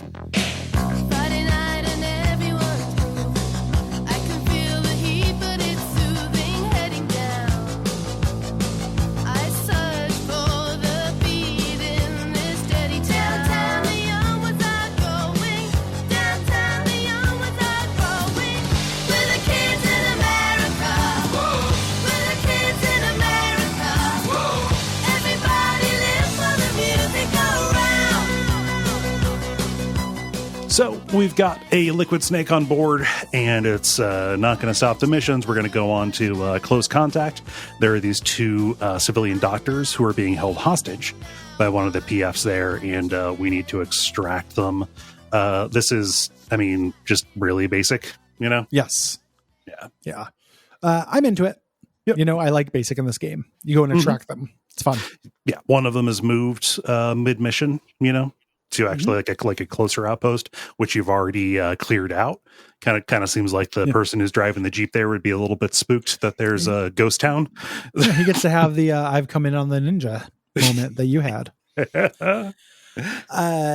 You know, the doctors were likely, Miller tells us, were likely brought in by Cypher, you know, and they tended to people at the Devil's House, you know, so but they don't know anything about the tapes either because there's no English version. Right. And then Ocelot tells us to come back to base because we get this cutscene of the men running away from Quiet, terrified. Right. She knocks one of the soldiers out, stabs him in the mouth. He bites on the blade and she breaks his teeth. Yeah. And Snake restrains her. Right. You know, Ocelot sedates her and has her carried off, and Snake's like, all right, this can only happen 3 more times, and then she gets a warning. He gives her a yellow punch card. She has to wear the bloody diaper of shame. This is because the men are being, you know, grody towards her, I think is the implication. Well, no, she's trying to kill like a specific person, I believe, because he has the parasites. Just specifically. Yeah. There's a thing later where somebody's trying to skeeve on her. Like I remember the cutscene of like, I didn't get it this time, of soldiers gathering to watch her shower. Yeah, there's that one. You see stuff like that if you go and check in on her, if you're doing anything at Mother Base. And then there's the one during the Quiet Exit mission that is canonically. But that's what I was thinking of. Yeah. So this is her being solid. Yeah, she's trying to take out this person who has the parasite before they can spread it and cause the outbreak that we're going to see. But because she cannot speak to explain herself, it just kind of seems like she has turned on the men. Yes. Miller radios at this point and says one of the products of the Les Enfants Terribles project was in Africa. So he's going to test Eli to find out if he's a match. If you know the game, if you follow the lore, you know who this is. Mm-hmm. It's always a little bit irritating to me in fiction when it's treated as suspenseful for characters to find out something I know. Mm-hmm. You know, This is part of a misdirect on who the player you're playing as is, because this result comes back and it's a 0% match. You know, couldn't possibly be a clone of you, but that's because they're testing you, not Big Boss, your DNA against a clone of Big Boss. Yeah, Medic's DNA. Yeah, you know, but we know who this is because he's a little tiny, super fast blonde kid. You know, like there's a conservation of detail to where we already know that, so it works as a setup for the end reveal of this. Yeah. But yeah, it just doesn't. It's a weird thing to communicate to the player because we already know. Yeah. This brings us into Aim True Ye Vengeful, a child soldier known as the General. Very funny. The Major, the General, the Viscount wants us to rescue his brother, who was kidnapped by a Royal Faction's leader. And Miller says, hey, extract that leader too. He's good. There's one outpost in this. It's like in the center of this big valley. It gets more difficult over time because more child soldiers return from their little patrols. Mm-hmm. There could just be they keep wandering in. A number of them. Yeah. This is the first time I used sleep gas airdropped because there were so many children like right in a zone. So crazy purple knockout gas. Yeah, I sent just several clouds of crazy purple knockout gas because kids were clustered up at this point. Yeah. But you grab him, he's got a red beret. Easy to figure him out. And this is where our base starts getting sick. Yes. Soldiers are taking ill. It seems like a common cold, but it's not. They find blisters on the chest. And when they do this autopsy, they find these little parasites in the lungs. Yes. These little horrible parasites. Right. It is a problem. So the quarantine strat is built. And we have to kind of figure out who to quarantine.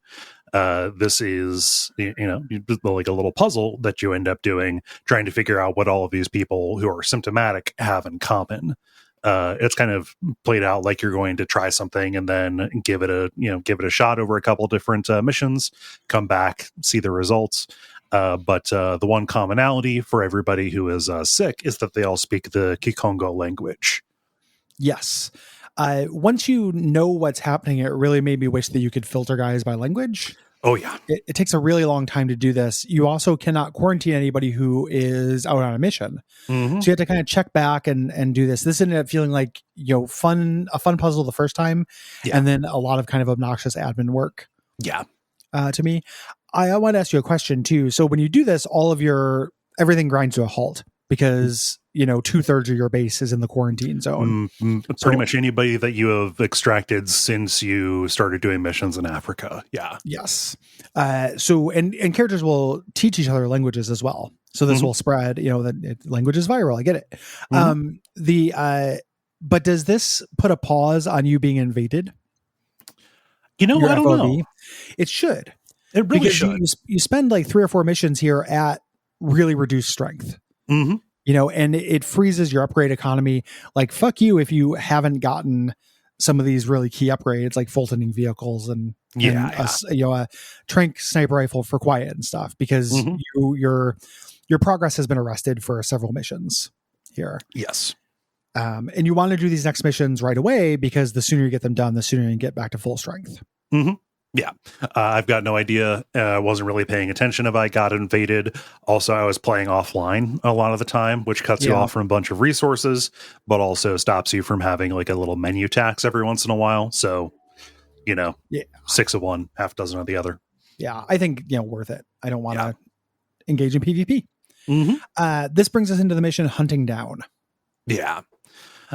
So there was a human trafficker who was responsible for finding people to take to the devil's house, and he is on the run. We need to hunt him down before he flees the country. I like this quite a bit because he doesn't stay put. Like, by the time you arrive there, he is attempted to escape. Mm-hmm. Oh, wait, no, is this the one? Fuck. No, that's wrong. I mean, there's a billion missions in this, and you do the same thing in a lot of them. Yeah. I do not blame anyone for mixing up. Yeah. So content. No, that's let me see here. So it's this mountainside camp. You get the intel file with the route. You go to intercept him, and he's surrounded by all these troops. Yes. Yeah. You want to get to that before they get to the end of their route. Yeah, they're a good time once they're surrounded by all the troops. If you can stop them, it's a great time for the sleep gas plane to send everybody on a funky freak out. After you extract him, Ocelot gets some information out of him. The specimens came deep from within the forest. Not particularly helpful to our thing, like as far as a trail of breadcrumbs. Mm-hmm. For this, they're really meting it out. Yeah. And this is if we want to, we can go back and do the Eli fight again. Yeah.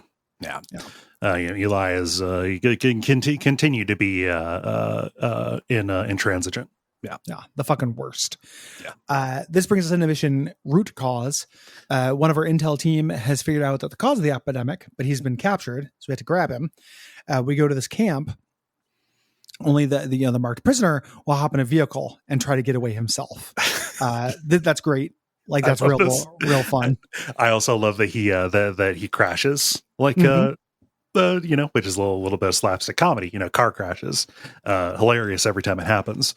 But the car catches fire, and this is just a big beacon for everybody around. So you got to get to him before any of the search parties come to kill him. There's a lot of different ways you can do this. Mm-hmm. I parked on the route. One of the things that happens in this game that's interesting is that knowledge will straddle attempts. Mm-hmm. So, like, it's not like you have a Prince of Persia-esque, canon-esque playthrough, because you'll do the first one, see the route that he escapes by. The second one you can post up because you know the route he escapes. You wouldn't have known that if you were actually restarting. But I stayed there and shot his engine until he had to stop. Oh, nice. And then just grabbed him and ran. It was like super easy, S rank, But you can take him, regardless of what you find out. The name of the person who can talk is named Code Talker. Right. Introducing us to the mission where we get introduced to the Borg skull ladies' buttholes one by one in a slow pan across their butts. Very intimately. Hey, they linger on their breasts for a while too. Hey, gotta hand it to them. 100%. Yeah, you're right. I'm ashamed of my words and deeds. The titties also get attention. And it makes me ask, when is Skull Pussy going to get its time? Like, why isn't there just a slow pan across their vaginas? I think that the pussy is collateral damage on the buttholes. Yeah, I guess that's it's a good sentence. I guess the pussy is collateral damage on the buttholes. It almost sounds like a bet. Like he's got collateral damage he's got pussy collateral damage on the butthole. So it sounds like casino talk. Yeah, well, you got to make sure you cover the spread. Yeah. So Code Talker, this is a Kojima mission, which means a valley. It's going to funnel you somewhere. Mm-hmm. He's in this mansion that's the end of this jungle valley called, Valley of the Lost. Yeah. The valley is eerily empty, but then mist kicks up and the lady skulls, who all have like creepy Borg faces. Yeah. They're all snipers, and we pan across their boobies and then we pan across their butts. Mm-hmm. I did not fight them because I don't fight skulls. Same. It has a cool effect. If you don't fight them, they're still around and will make the extraction different. It's easier, I think, if you don't fight them, but some people online have said it's harder. Okay. But the difference is when you extract, if the skulls are dead, they call in a gunship and they bring in additional security. If skulls are alive, they animate all the soldiers and we have zombies about. Gotcha. Oh yeah, the zombies. That was No really problem. easy. Yeah, Yeah, you just run past them. There's only one room you have to get through with the zombies, and then you're outside and you can maneuver. You just walk around them. There's several different dimensions at play here. Yes. Yeah, it's cool that they give you that option. Sneaking past them is a pain because you just crawl. Yeah. And they don't see you. It's just a really slow walk. Mm-hmm. Like it may as well be that microwave chamber. Yeah. So it takes forever. But the mansion is good. It's really well secured, and it's not the type of space like you generally will use. And your route into it will really depend on whether you get the intelligence as to where the prisoner is. Yes. If you can grab a guy, this becomes really easy because there's a little back door that leads right to it. Mm-hmm. If you can't and you're searching the mansion, I imagine it being a lot harder. Yeah, but the upper floors are just really interesting to get around, right? Like this is an outdoor stealth game, and you're in these different situations. Lots of like little surprise fights as you're clearing room after room. Yeah, I didn't spend too much time up there. Mm-hmm. I beelined to the dude. Yeah. He's in the basement. You head down in there, and he's an old man in a Dark Souls level. Like he's basically waiting for Sister Freedy to show up. He's surrounded by candles at the end of this altar. Yeah. Is an old blind Navajo man. Code Talkers were people in the war who were indigenous people recruited. Mm-hmm. Pressed into service. Yeah. It's not good. It's hard for me to tell how bad this portrayal is of this guy, in terms of 2022 optics and stuff. Right. I find him annoying because he talks slowly and you smoke on a peace pipe to it feels very tropey. Yeah. And gross, but it's not my place to be offended, by it. Like I should seek out some writing on it from somebody who's indigenous. I have not seen that. I've not seen that. I do not know if the tropes in play here have been embraced, or if it is tiresome. And obviously, it differs by individual. It is hard to tell. Yeah. He's blind, but you still show him these photos of the lungs. You hand him a bunch of Polaroids. Kind of sick burn. And he explains what's been going on. These are vocal cord parasites. They lay wait the vocal cords until they hear the words of a specific language. And then they mate and feast on the lungs and, make the person real sick. Yes. And he gives you this pipe with something to smoke that will deafen them for a time so that you can speak. You learn a few more things. There's nothing to do once the symptoms start.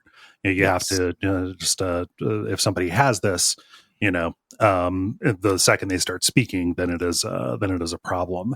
And he was researching these things. There's backstory on this. He was researching these things, specifically to try and like figure out a way to preserve the Navajo language, which, because of American expansionism, Yes. was literally drummed out. Horrible things happening at residential schools. They speak to that, like that is actually like part of his, like the way he talks about stuff. Like that is a cool thing about this, which is it's acknowledging a real thing. It's a weird thing though, where it ends up being, I don't know whether it ends up being another cake and eat it too. Like it's cool to have something acknowledge that, like the Navajo schools and stuff, but I don't know if this portrayal is kosher. Yeah, it's hard to.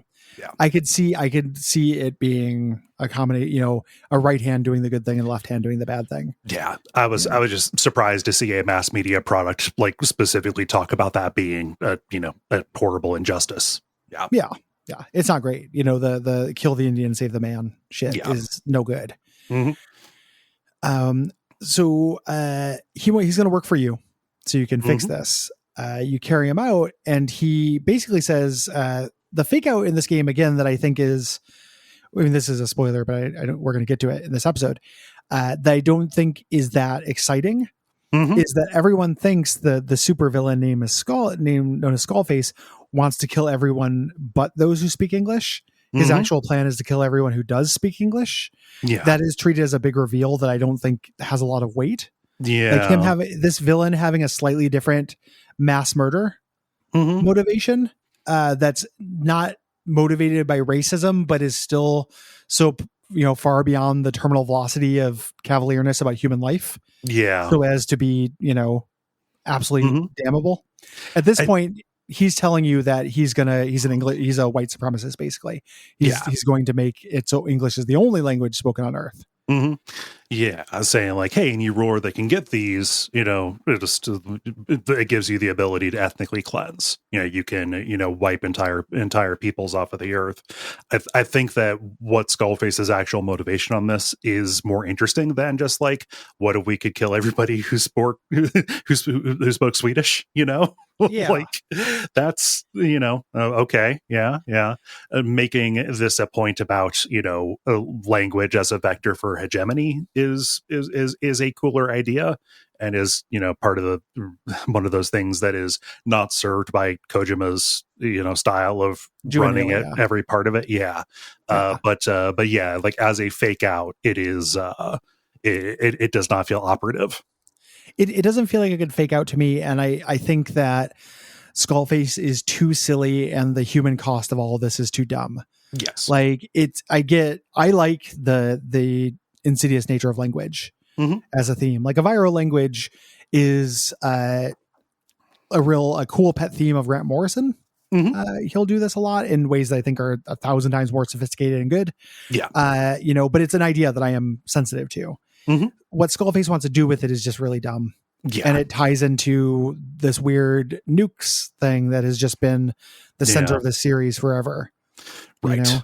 And then we'll replace it with a language of nukes. Like if it was just the only way to foster anarchy would be to recreate the Tower of Babel, get rid of the lingua franca. Okay. I'm with you there. But then you said, and then they will speak a language of nukes. There's a walking battle tank in play. There's always a walking battle tank. Like no matter what thematic stuff dude accidentally trips on, he's got to bring in a big shitty mecha. Yeah. That has nothing to do with nothing. And this is a different topic, but that's something that I think makes Death Stranding much better, like sci-fi, because there is no big walking battle tank. They don't just be like, okay, connection, but also this stuff. It doesn't. Skullface really doesn't work for me, even in a vacuum. Right, like even as just his guy, it is too silly and too over the top. But at this point, him being like, okay, he wants to just make it so everyone can speak English. Fair enough. That's also real short-sighted, because it would do anybody who could speak any language but English, including many English speakers who, like, the whole idea of people speaking multiple languages undercuts that whole thing either way. Yeah, You know, I mean, him killing everyone who can speak English is going to kill a whole lot of innocent people who are in countries you like, buddy. mhm. You know, Well, I mean, yeah, and just until they figure out, okay, we must not speak English. That's the Yeah. common vector, and then there you go. And then who's to say that Spanish doesn't rise up as a lingua franca? Like it's Yeah. kind of it's one of those things that can only work once. It's very useful for there to be a language that most people speak around the world. Mhm. You know, and I feel like at some point when the grand plotting of this was happening, Kojima realized that, and that's when he's like, but also I'll give everyone nukes, and if they try to do anything, I'll blow them up. Yeah, You know, it's not thought through yeah, very well, and it makes it hard for me to take Skullface seriously. yeah. Like, he has a magic tank and he has a magic boy, and that's scary, I guess, but he's not a very interesting or good villain, I don't think. Yeah. I was curious about this. So English, most common language in the world, and I figured Spanish would be. No, it's Mandarin as the second one, then Hindi, but that's by numbers, but that is very concentrated. Spanish is number 4 at 500 million, but that is more diffuse. Yeah. Okay. Just wanted to make sure my assumption was not somehow dog shit. Yeah. Okay. So we take him out at this point. If you left the skull is alive, the soldiers turn to zombies. Zombies are really easy. Yeah. In this game, unless they are a skull, but they're just a worse soldier who doesn't communicate on the radio and stuff. So you shoot them and just basically run out and win the mission. Again, if you took out the skulls, it's way harder. Yeah. So Agreed. easy peasy. Yeah. As we're flying away, Code Talker pulls out this little vial. We see the little bug inside. This is the antidote parasite. It contains this microbe called Wolbachia that will turn the parasites all female, but it will render everybody who is exposed infertile. Yes. This is explaining a Metal Gear lore thing, right? To a degree, it's not so much a Metal Gear lore kind of ideal. I think that this is more trying to underline one of Kojima's pet themes. Not so much the cost, but like, what is a soldier's legacy? Like a soldier, if they live the way that Big Boss ideally would have it, they wouldn't have a family. They couldn't have kids, right? So like, what is the legacy of a soldier? Somebody who is in this environment, if it is not children, if it is not a way to pass on genes, is it memes, is it something to fight for, is it a way of life, etc. Scenes, jeans, creams. It's to see a cardboard box with an anime girl and stop and go awooga, or see a poster of a commanding officer and stop and salute it. Yes, because you can't tell 2D from 3D images when you have the dignity of a soldier. That's the thing about the Dogs of War, is according to Kojima, they're complete fucking subhuman morons. just in no upper brain, it's all reflex, it's all spinal cord. Yep, no thoughts in the soldier, according to this guy. It's presented as a dun. That they won't be infertile. Yeah. And the skulls use a different version of the parasite. This one acts on their skin. Right. That's why they get like skin armor, and why Quiet can turn invisible. Unclear why she can turn intangible. Unclear why they can summon weapons. It's basically nanomachines, even though it's not. It's just standing in. These parasites also, like, they mention that this is what made the end, the pain, and not the fury. What was the bug guy? I think that might be the pain. There was also the Yeah. I always forget the name of the predator, the stealth guy who fights you from the trees. Yeah, the hunger. Just like that. Yeah. This is what this is what was giving them their powers. Just yes, better. Yeah. So there's a reason why there's superpowers. Eventually, we're going to get the origin of Fat Man's roller skates, the superpower. But it's a shame that this company had a falling out before we learned that. So, Code Talker asks, like, have you seen the vehicles that they use to travel? And we say, oh yeah, we have. What was up with that uranium? like just all that ore. Like we have that ore back at the base, and he panics because he's asking, "Hey, what's happening to the metallic archaea?" And then we fly into this cloud of brown mist, and we get a to be continued, taking us into one of the most frustrating missions in the game. Yeah, one of the only the series of mandatory boss fights we're going to do. Yes, yeah. It's funny to do a to be continued in a mission, then you can go and do side missions and go punch a guy in the throat. We're just hanging around in the chopper, just hanging around, and then going back to this. Like, okay, everybody, it's like when Dean call a timeout, and it's just like everybody gets back into the thing. Yeah, we got to get my testicles sorted out. Well, that's what these parasites are going to do. Yeah.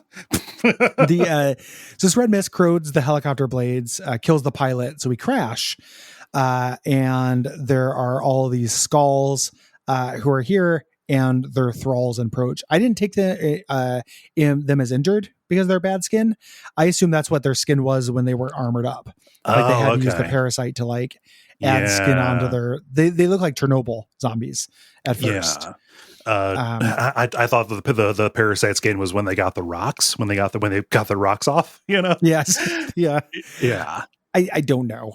There's a real silly thing here, though. So this is a boss fight. I was like, okay, I got to get Code Talker out of here because it would make sense for them to want to kill Code Talker. Right. Code Talker is defecting and is going to teach me how to do this thing. But if you go towards Code Talker, Miller yells at you and is like, leave him alone. And they will ignore Code Talker as well. Their thralls will just mill about.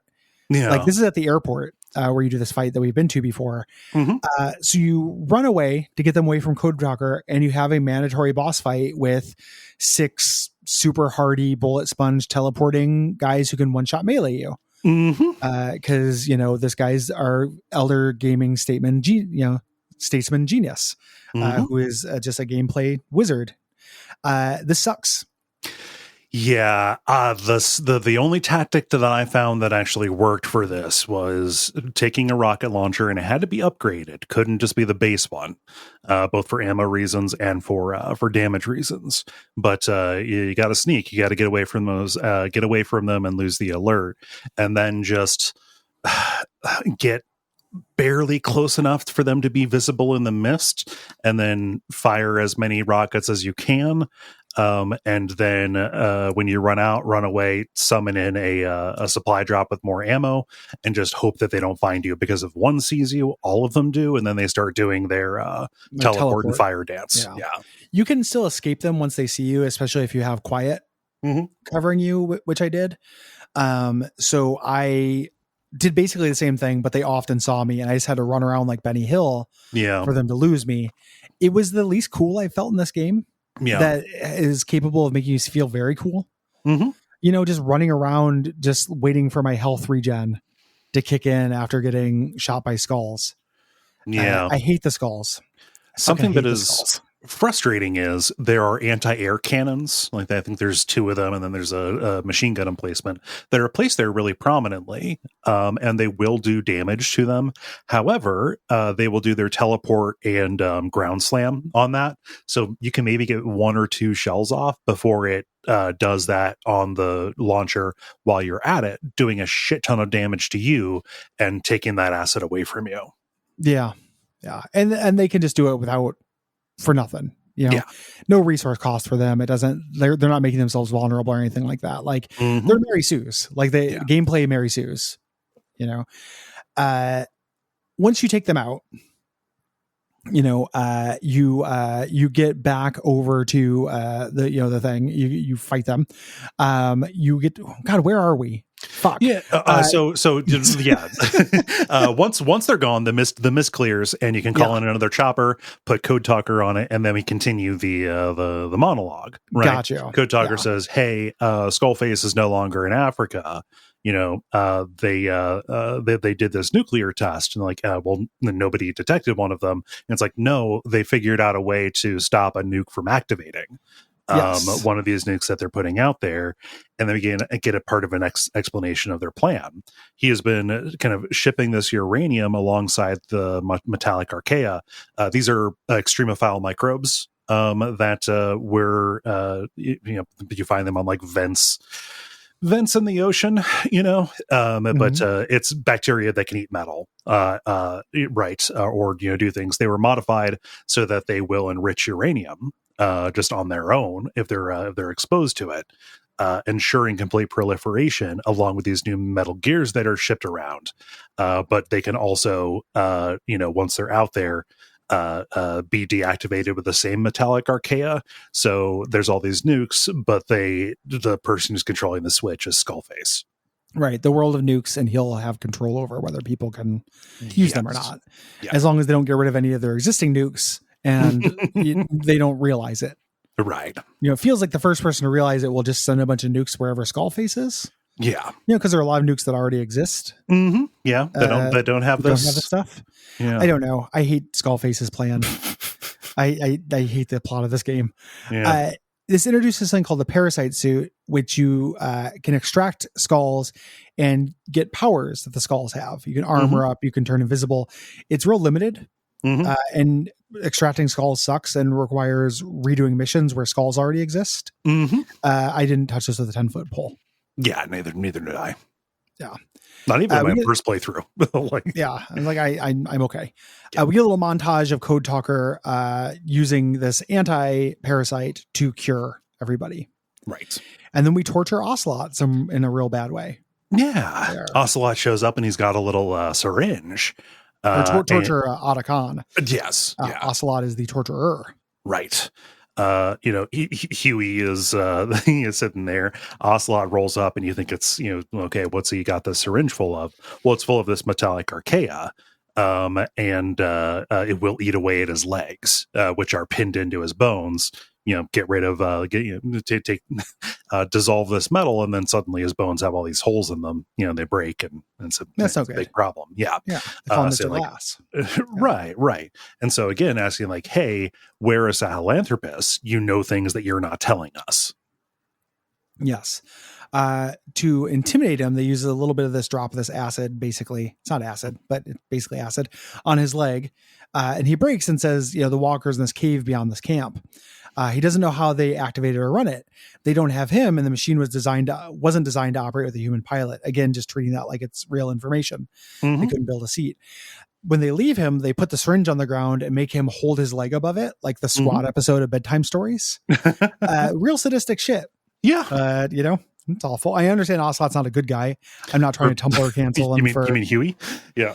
Yeah, Huey's not a good guy, or Ocelot who's tortured. I'm not saying I realize that this is a bad guy origin story. It's just real sadistic stuff. Yeah. This is before it's confirmed that Huey doesn't deserve any second chances. Yeah.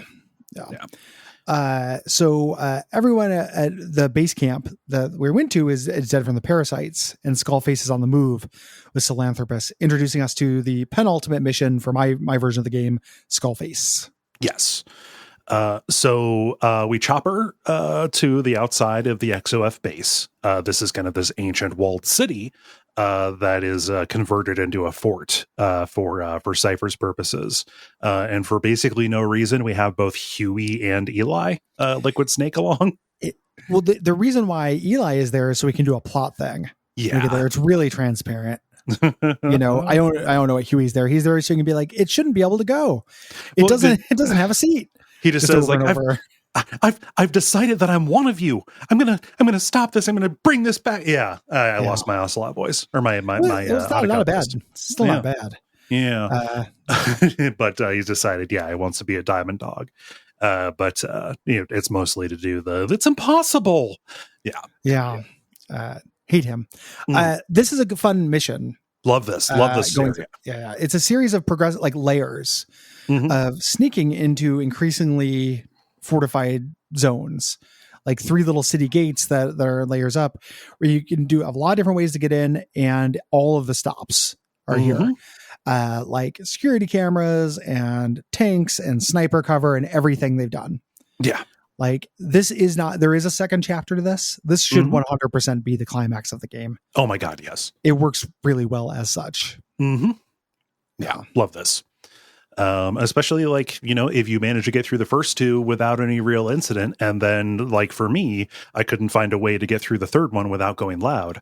And so it's just complete Benny Hill nonsense as I try and get up to the helipad. It's great. Yeah. I ended up going loud, I think in the second one, because I've grabbed a walker gear that was on site, and it was just like, I haven't fucked around with this very much this run. Oh, yeah. And I think a sandstorm came in. It's worth mentioning this is back in Afghanistan. Yeah. So you get a sandstorm, which is real fun to be in the walker gear, and just, you have enemies marked, so you just blow them up while they can't see you. You know, very, very empowering and cool. Yeah. Love it. I don't like that when you get up to the helipad, you just surrender yourself. Right. You know, the missions that are authored by Kojima in this game, a lot of them have it's time for you to lose, you know, railroading moment. Yeah. And Skullface has a bunch of guys who are pointing guns at me. That's been happening this whole time. I have a sniper covering me. I have a airship covering me, you know, a gunship covering me. Like, there's really no reason for me just to be like, okay. Yeah. There's no reason for Quiet not to have just sniped Skullface in the head. Like, this is very artificial. Yeah. You know? It's just, okay, setting it up. You got to go in there and hear him make his case. Yeah. Why? I don't, you know, is the thing. Yeah, we have the information. Why are we trusting him? You know? So we do this long walk. This is, you know, may as well be a cutscene with him talking about, you know, they're both demons with nowhere to hide. I'm going to show you my demon. And he basically explains what's been going on. He's long been the other side of your coin, cleaning up the messes that you made. Right. Yeah. You know, he was part of XOF, and, you know, Big Boss Jack was part of Fox, you know, so he, like, you know, as far back as the Virtuous mission, you know, had to go in and make sure anybody he killed didn't become this international incident. Right. Yeah. And so, you know, he was working with Zero. He was, you know, he was there and privy to what happened with the Philosopher's Windfall, all of this, you know, stuff related to the end of Metal Gear Solid 3, you know, and Zero came to Skullface, you know, after this, you know, with all this money, and set up Cypher to try and figure out a way to unite America and thus the world into this, you know, one harmonious people, right? Yep. Which is New World Order shit. Or what it eventually became. Yeah. Yes. Yeah.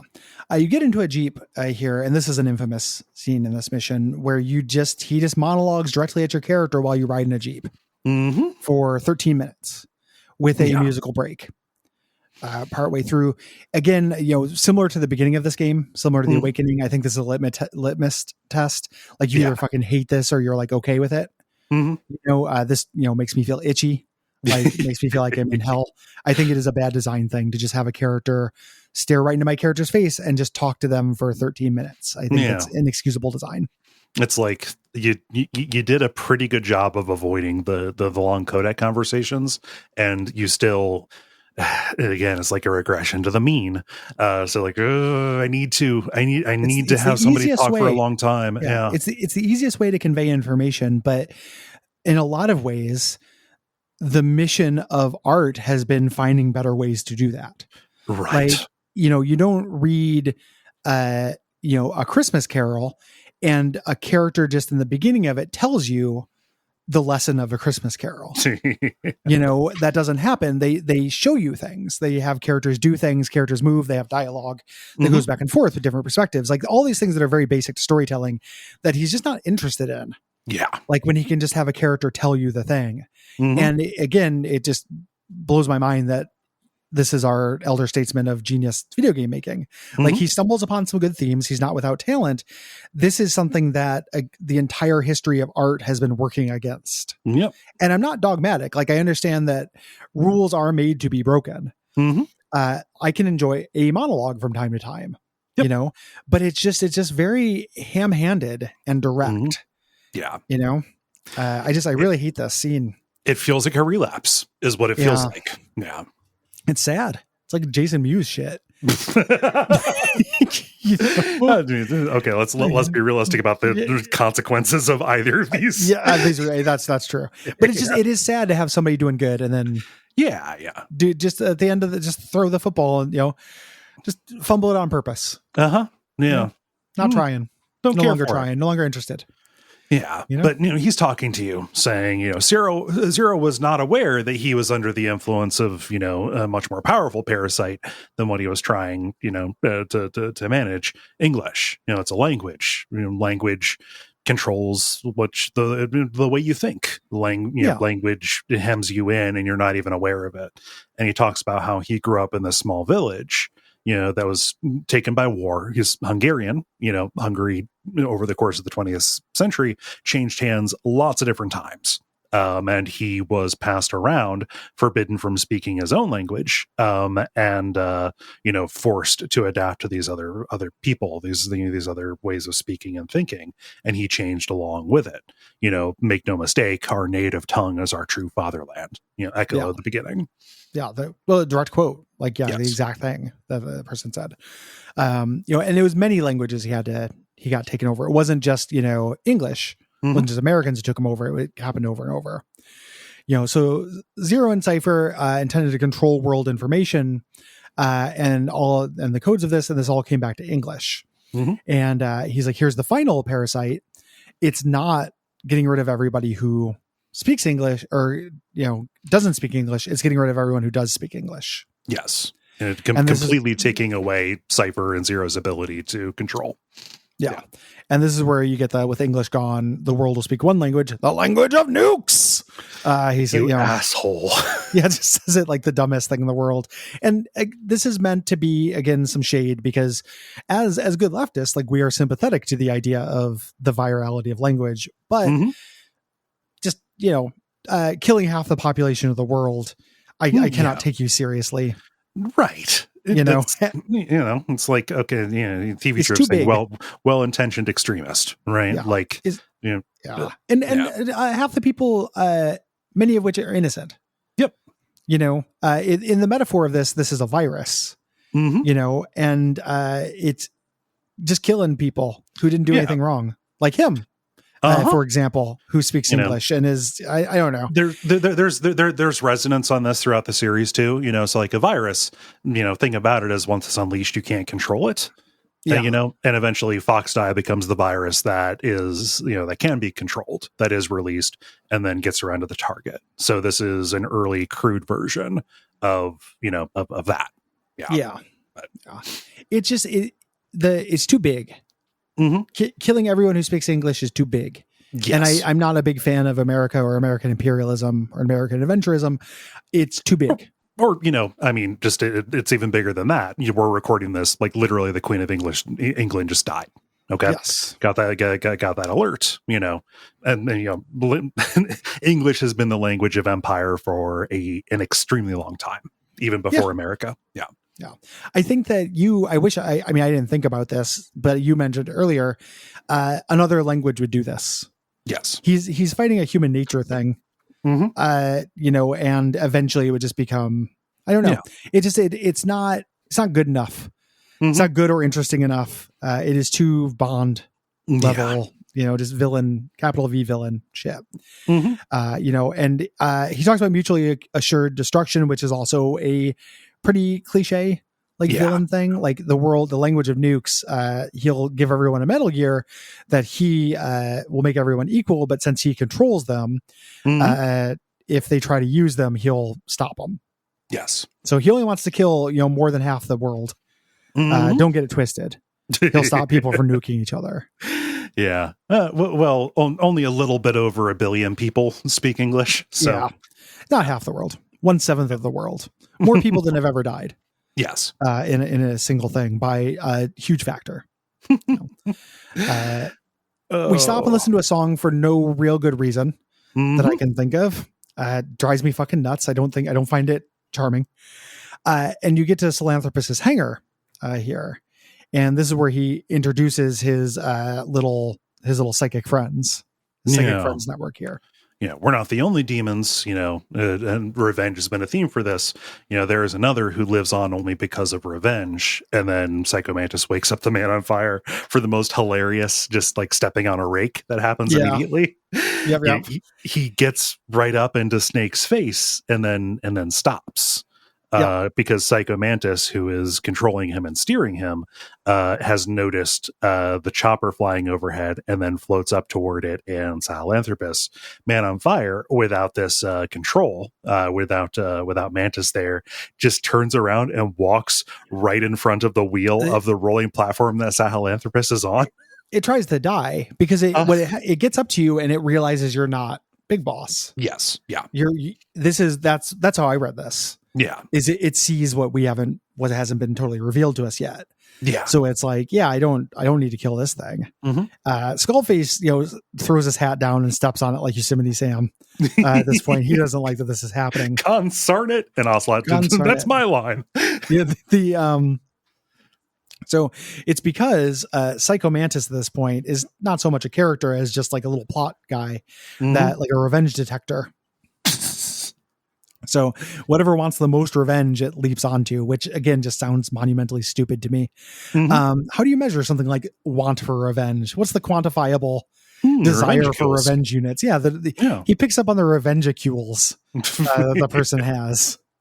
Just absolutely ridiculous nonsense. Everyone's freaking out as Philanthropist comes to life and roars at Snake, revealing he has a cockpit inside his mouth, and Otacon loses it. Like they built a chair. Oh my God. We're through the looking glass here, people. And we start the next mission, Salanthropus, where, rewind just a little bit. We see from inside the support chopper, and we pull in close on Eli, and we see Psycho Mantis kind of appearing next to him, floating there. The walker wakes up and goes berserk, showing off its little Mobile Suit Gundam Epion parasite sword whip kind of thing, and collapsing a radio tower, on top of Skullface, surrounding it with fire. Him realizing like, oh, I'm fucked, and Cypher's going to write me out of history. But the things that I have started are going to carry forward. I've already put this revenge virus into the system, right? Yeah. Yep. We try to make distance with a Jeep here, but Salanthropus overtakes us. Miller says we have to destroy it. If the world learned about it, Skullface will have achieved his goals. So we get on boss fight here. This is a very long boss fight without a checkpoint. I don't like this. There are elements I like about it because I think this has not always been true of Metal Gear bosses, but there are tells and reliable ways to dodge all of these attacks. Yes. I think that's real good.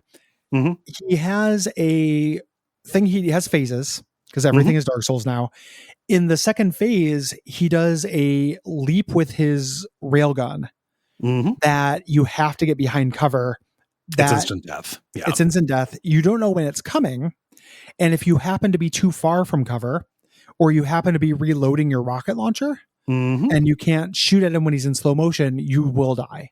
Yes. And then you will start the whole fight again. Yeah. That is a game design crime. Do not care for it. Yeah.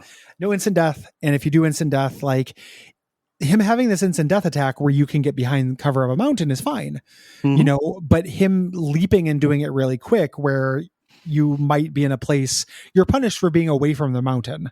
At this point, which doesn't feel like fair pool. No. To me, you're mostly running around doing airdrops.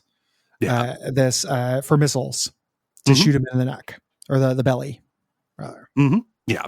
Just shooting at his torso, avoiding his stuff. If you are stealth for too long, he sends out his little options. He has his little pods that will come looking for you, which I like that as a little bit of adaptive play. But as far as I can tell, there's really only one, way to deal with them, which is, rocket launchers to the gut. Grenade launcher actually works for this too, like in a nice little medium, if you can figure out the arc. And it's nice because you get 6 shots off instead of 1 and then a reload. A cool thing also you can do is that if he goes up into the mountains and charges his railgun, if you are already in cover, so you don't have to reposition, you can call in an airstrike on him. And that will do a lot of damage. Yeah. So, because he has to stand still to do it. Yeah. But this is fine, up until the instant death. It's not, it doesn't impress me that much. It's better than a lot of the Metal Gear fights, I think, in the series. Yeah. Which I've never been my favorite. They're it has the inherent coolness of being a dude fighting a giant robot, but I've never felt like they were very fun fights. Yeah. They're real modal. It's like, okay, now's the railgun portion. Now's the machine gun portion kind of deal. This is the closest they've gotten to a good fight other than that instant death and no checkpoints thing. Right. Yeah. So to me, So when the health bar on this thing is, down far, when you're about to make your final shot, you're interrupted. Psycho Mantis appears, near Eli again, and then he'll appear between you and Sahelanthropus. You can switch to a pistol and shoot him for a little achievement and to make this last a little bit easier. But you put Sahelanthropus down, falling over and exploding. Yep. After this, you get into the helicopter and you go over to check on Skullface. Miller, Huey, Snake. Skullface is pinned down under this radio tower, and Snake checks in on this parasite canister. He's like, "Hey, there were 3. Where's the other?" Very close to you. And Psycho Mantis appears with this very briefly. Yeah. Skullface says, "Finish me. Do what you came here to do." And then Snake picks up Skullface's gun, has a little repeater there, and him and Miller use that gun to shoot off all of the limbs that they lost. So basically, each of Skullface's limbs, before dropping the gun next to him and saying, "Do it yourself." Right? We're not going to limbs, man. Well, it's like, no, we're going to deny you the quick death. We're gonna have you die slowly. Right. Yeah. And they walk away not knowing that somebody else didn't get a turn. Huey doesn't understand the remit of what has happened here.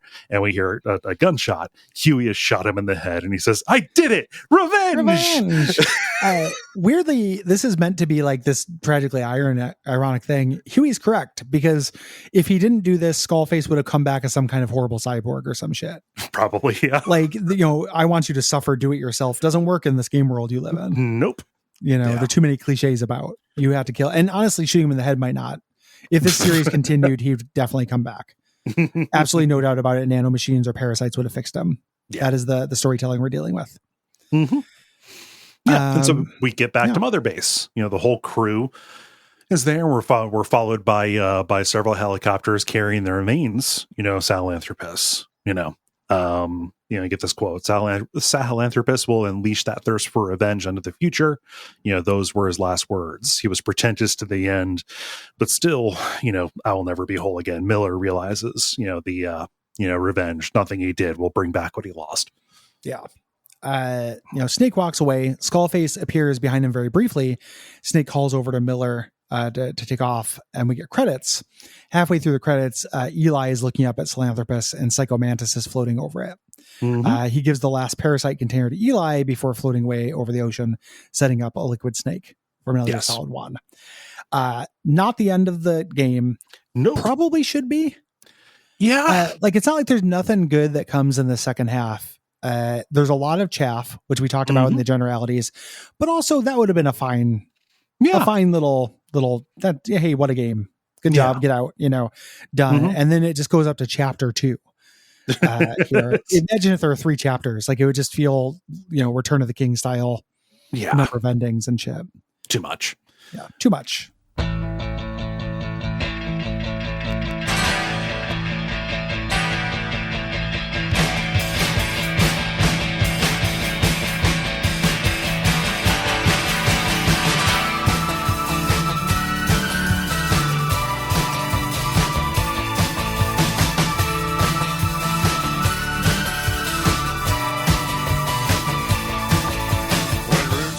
So we can go through this pretty quickly, kind of hit the high points of this. The second chapter is a lot of repeat missions that you do, and you get little story beats. Honestly, stuff that could have happened, during the body of the game.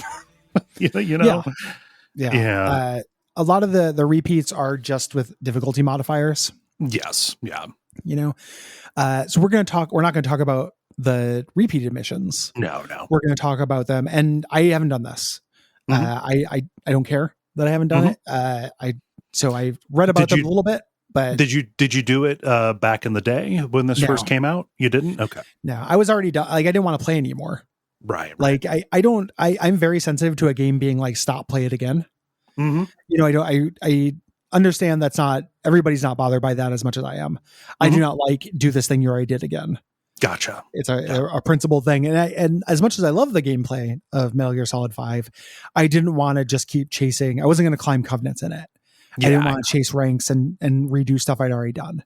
Mhm. I felt satisfied and also put off by the end. Like the Jeep ride and the boss fight left a bad taste in my mouth, where I was very eager to move on to another video game, both then and now. It was 2015. It was a good year for games. It was a good year for games. This is a good year for games. Uh-huh. Like I'd wanted to move on. Mhm.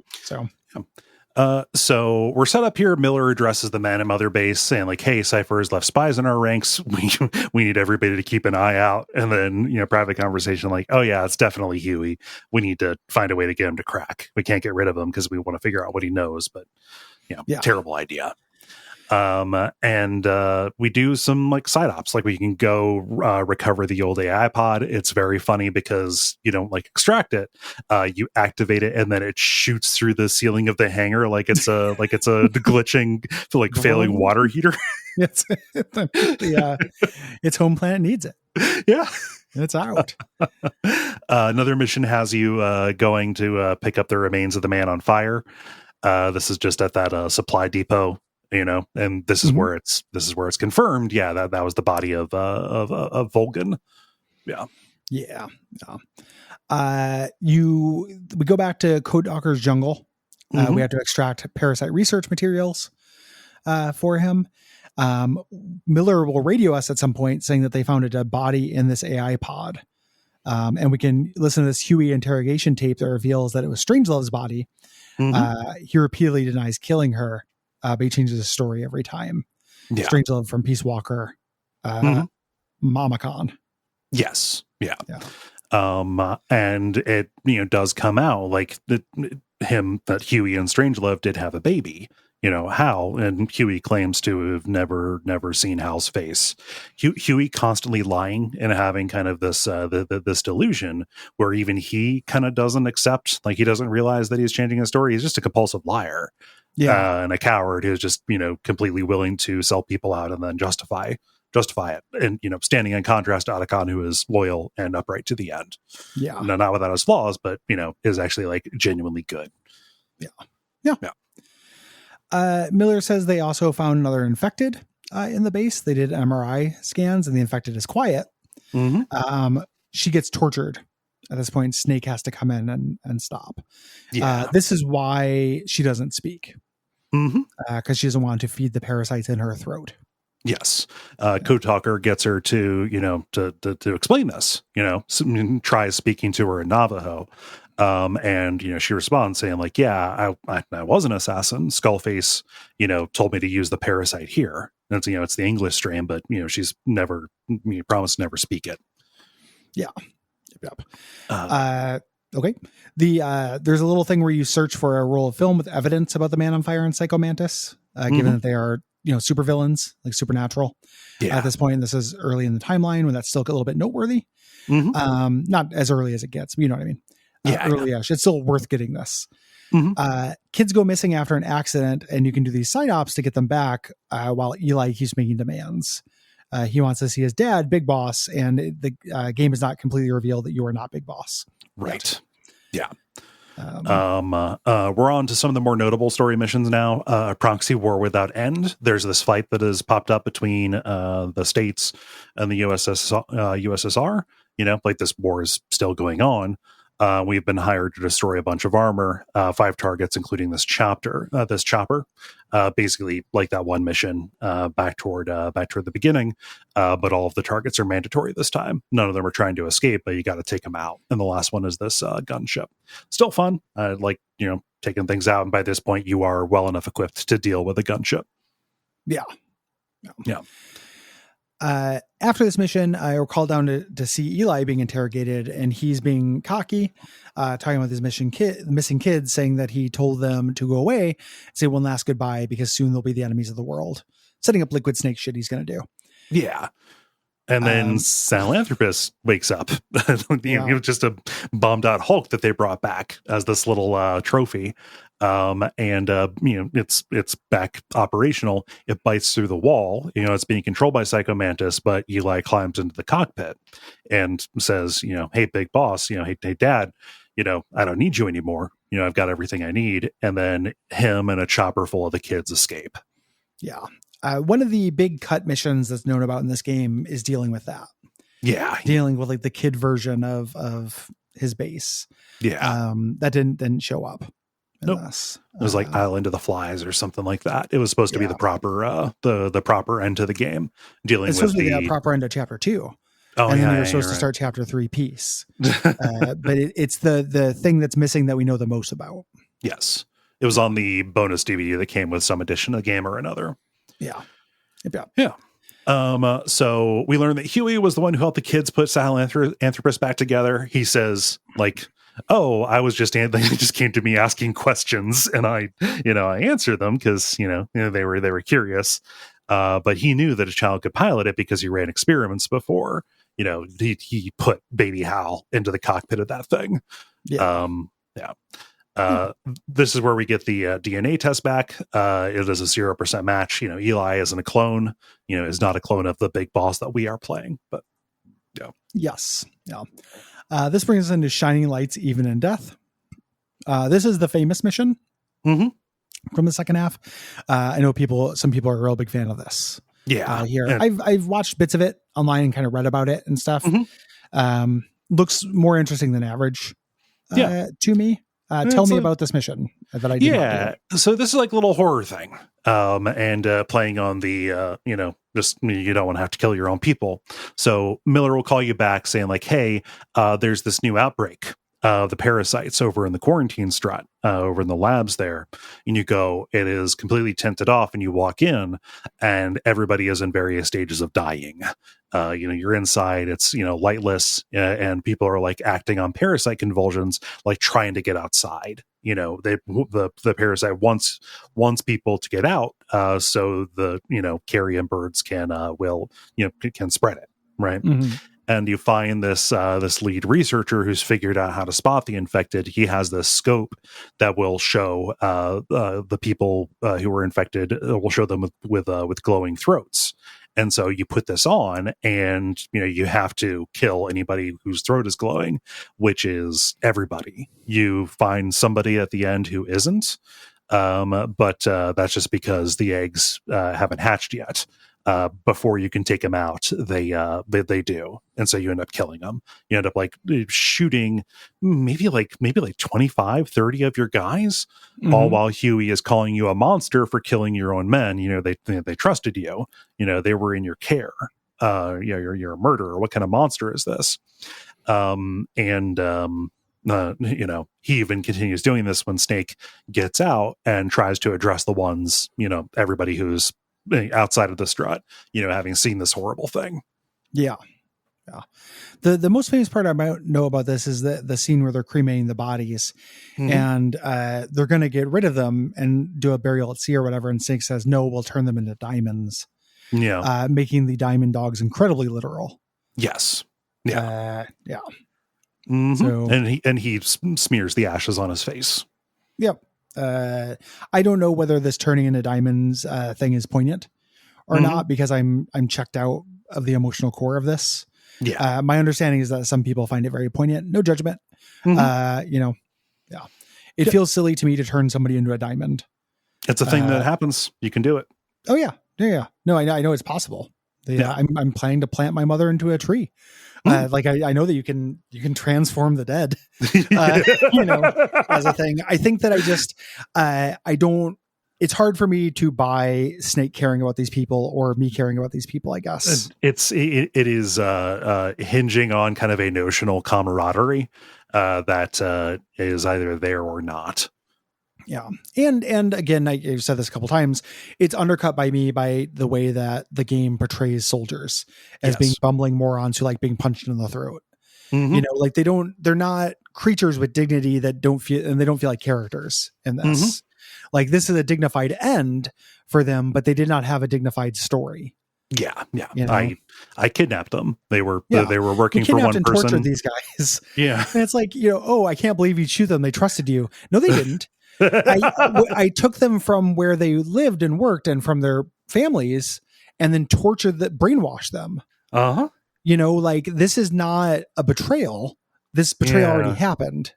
Right. And then for Snake to be like, we'll turn him into diamonds, like show this respect for them after he had done this horrible thing and will continue to do this horrible thing. It just rings really shallow to me. Yeah. And I get it's Big Boss's origins. He's a villain, blah, blah, blah. But it's trying to have its cake and eat it too. It is supposed to have this beautiful, dignified ending about respect. And I just don't feel respect from it. It's like it is told with poetry. He says, "Won't commend your body to the heartless sea." Like their life was spent on the heartless sea. That is where you made them live. It was their world entire, unless they were sent out into the meat grinder. Yeah, they're slaves, Snake. Like there's not that big of a difference kidnapping somebody and brainwashing them and literally enslaving them. Yeah, like they're not children, but that is the only moral high ground you have. And it's just weird to me that this is the semiotics, like the illusion and rhythm of poetry and poignancy, like gets bought by so many people with this. Yeah. When it feels like the reality of what's happening is not that. Yeah. So memorable scene at the very least, if not a functional one. I mean, it depends on a lot of goodwill already being extant. Yes. We need to figure out who is responsible for this. And we get some interrogation tapes as we're doing other missions. And finally, a cutscene reveals that it was Huey.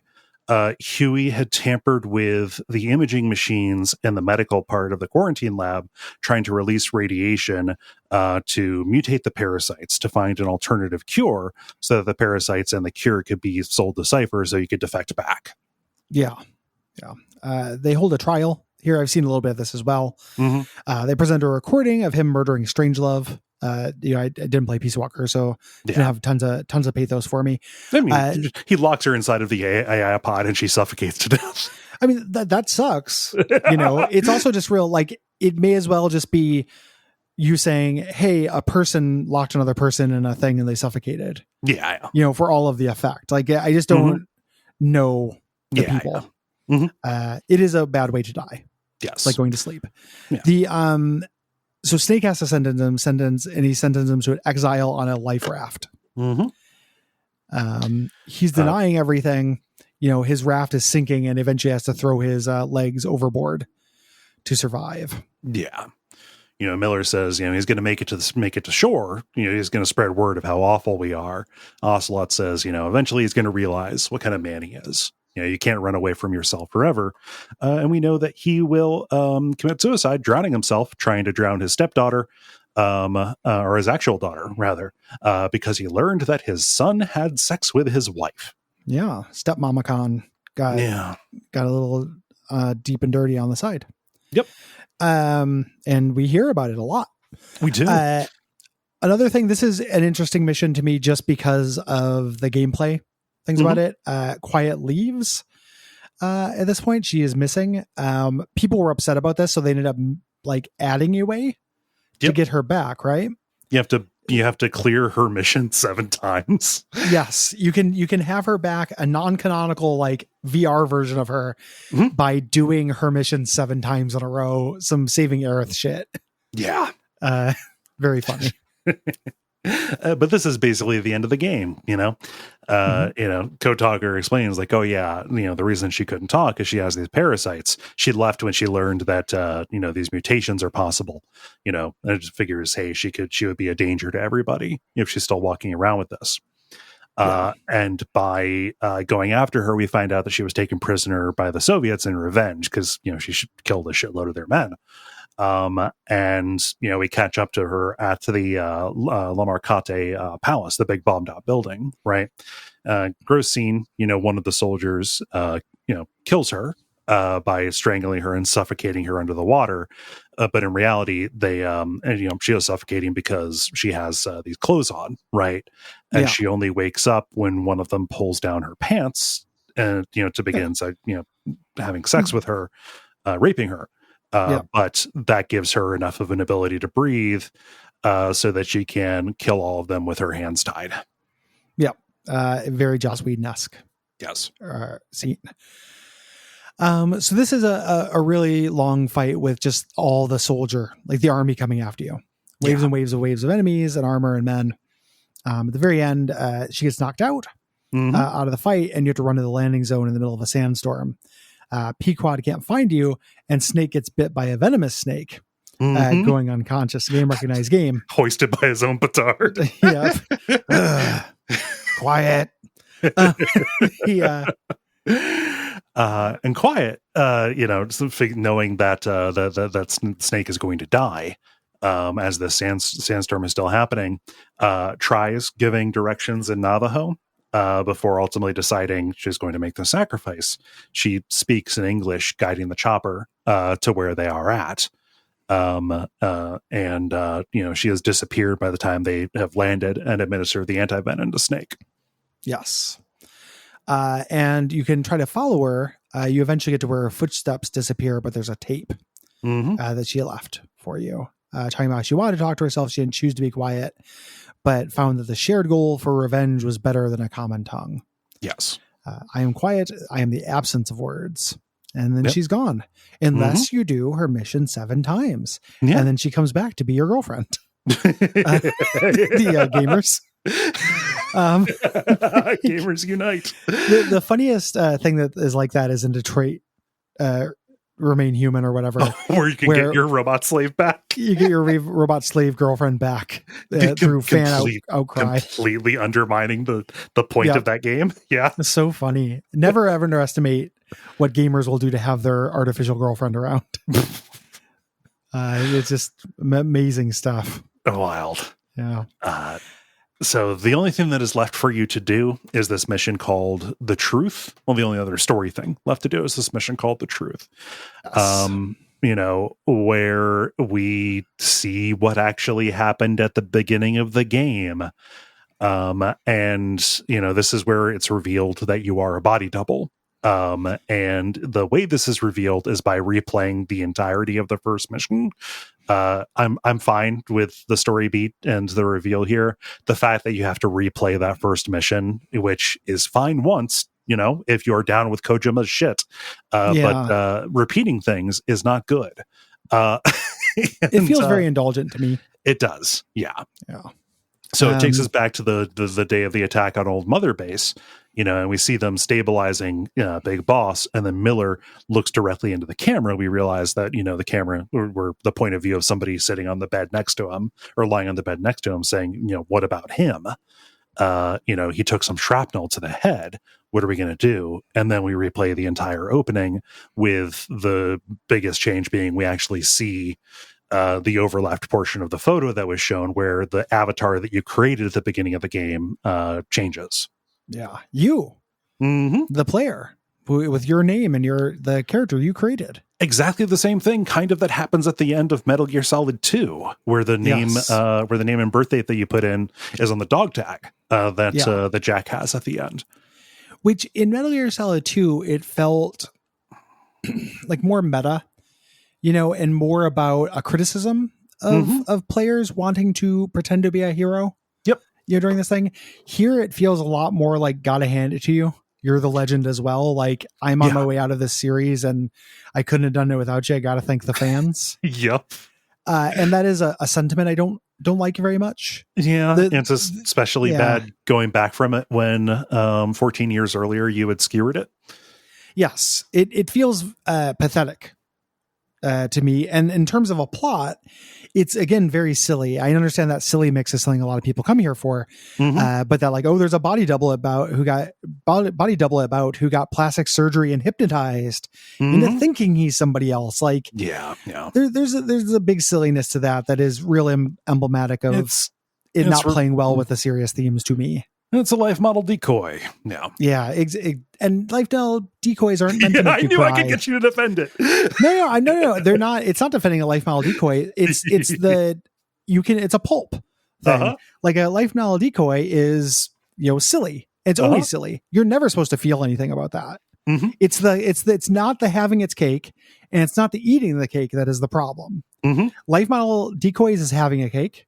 Making me cry is eating a cake. You can do either or. Right. You can't do both though. Right. So it's not that clones, like you think you got me. It's not that a clone is inherently dumb.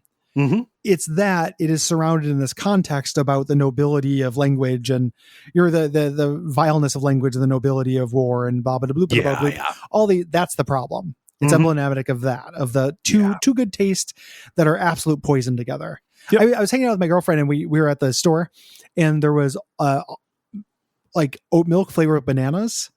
And she's like, would that be good in coffee?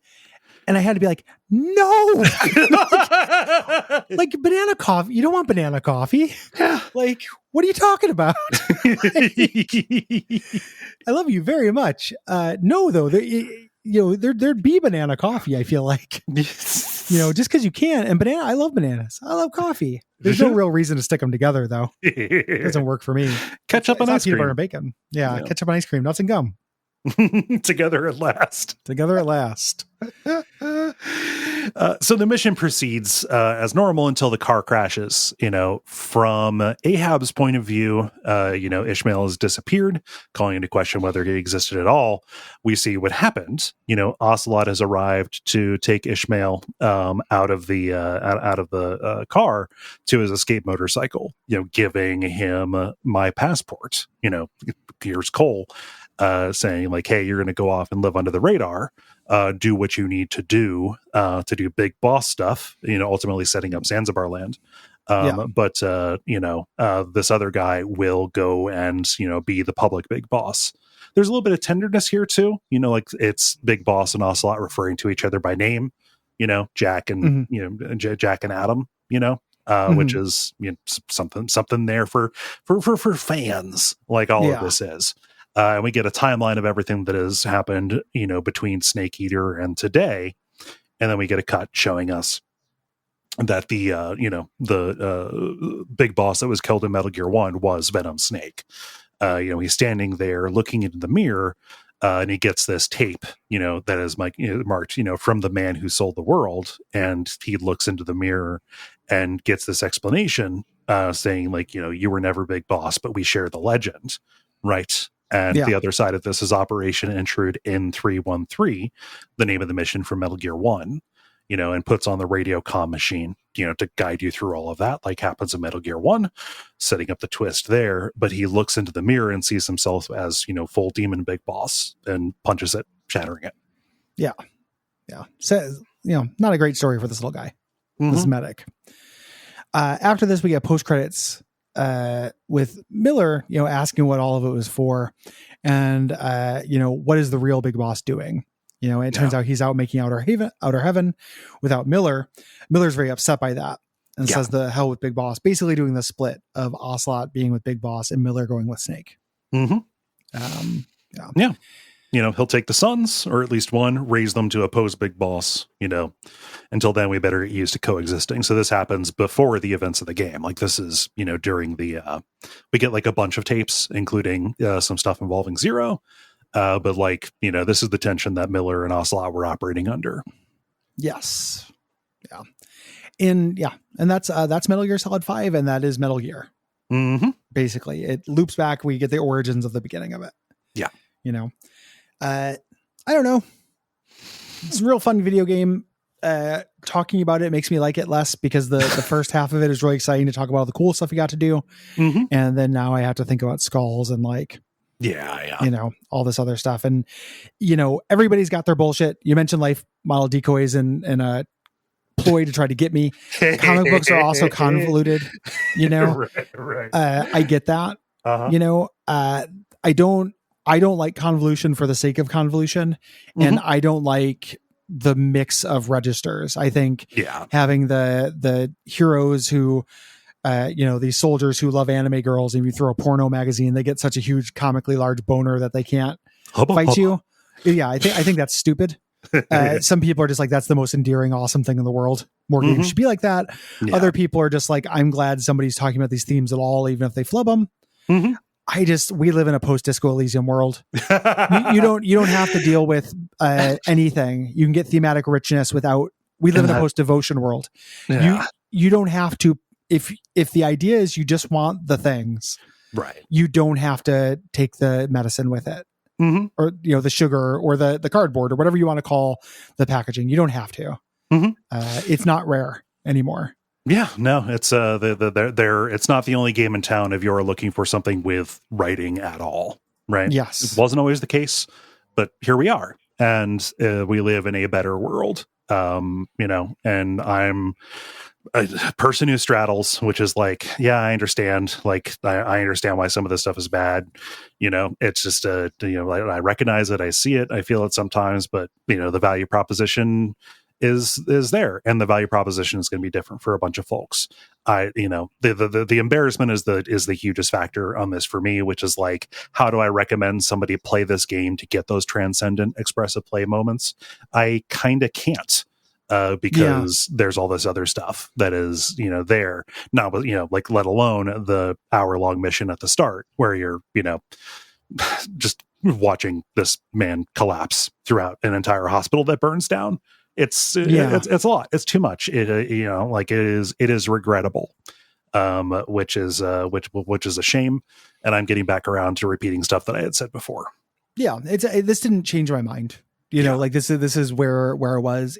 I think I can recommend people play this game, but I can't recommend most of the other games. The context that I have which is half, is playing 1 through 3, knowing a little bit about 4, playing Ghost Babel, stuff like that, touching 4 a little bit. All that stuff that gives me a little bit of background on this stuff it helped me like it less. Mm-hmm. It made it less nonsense, but it showed me what the appeal would be, which is a big spiderweb plot. Mm-hmm. So it's not, I don't think that stuff's necessary or mandatory. Like, I think this is basically, other than like Revengeance, Acid, Ghost Babel, the standalone ones we talk about all the time. I can recommend this. This is a fun game to play. I wish more of the things that are functionally cutscenes were skippable. Yeah. Because I have a really hard time skipping cutscenes. I almost never do it. Mm-hmm. If any game was going to break me of that, it's this. Yeah. I eventually got to the point where I was like, I'm hovering over the button. My compromise is I'm going to look at my phone, or I'm going to get up and pee.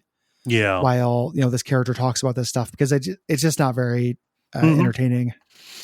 It has me curious about Survive in a big way. Me too. I've got it. It's sitting on my PC. Who knows if that'll become content in some way. Definitely not on this show, but for me, well, maybe on the show. Like, I don't. If it's a good Metal Gear stealth action espionage without bullshit, like I'd be down for that in a year. Maybe, yeah. No, I was trying to honor what you said at the start, which is this is part of a summer of goodbyes, right? No more Kojima, no more Metal Gear. Gotcha. So, okay. Yeah. It's the Metal Gear, and also like maybe Acid. Maybe that's a tactics card game. Like that's maybe a little bit too Gary Nep to like totally throw out. But like, I just don't want to do another big lore Kojima game. I don't want to deal with his the stories he tells, how he tells them anymore. So that is my boundary. Gotcha.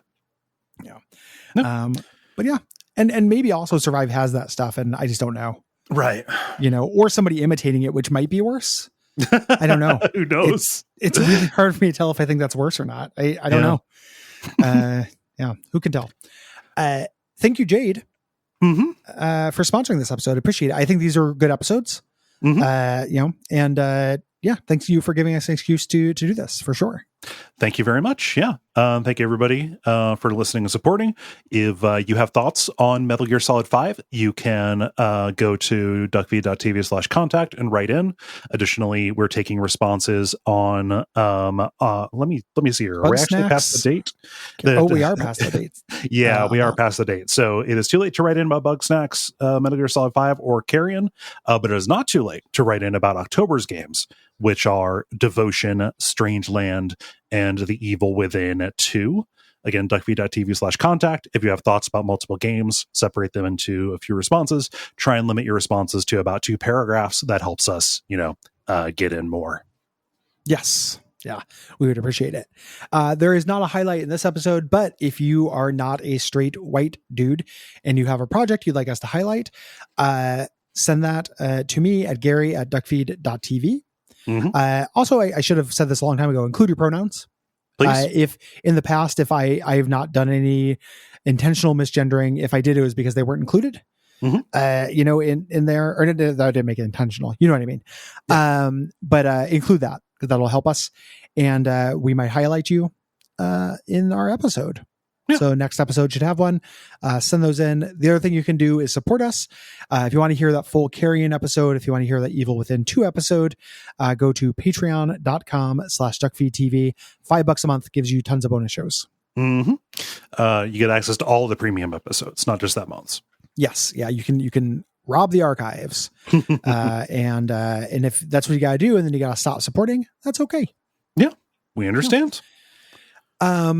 And I think that's about it. Think so. What else should they watch out for, Cole? Watch out for doing 2 50-hour games kind of back to back. Yeah.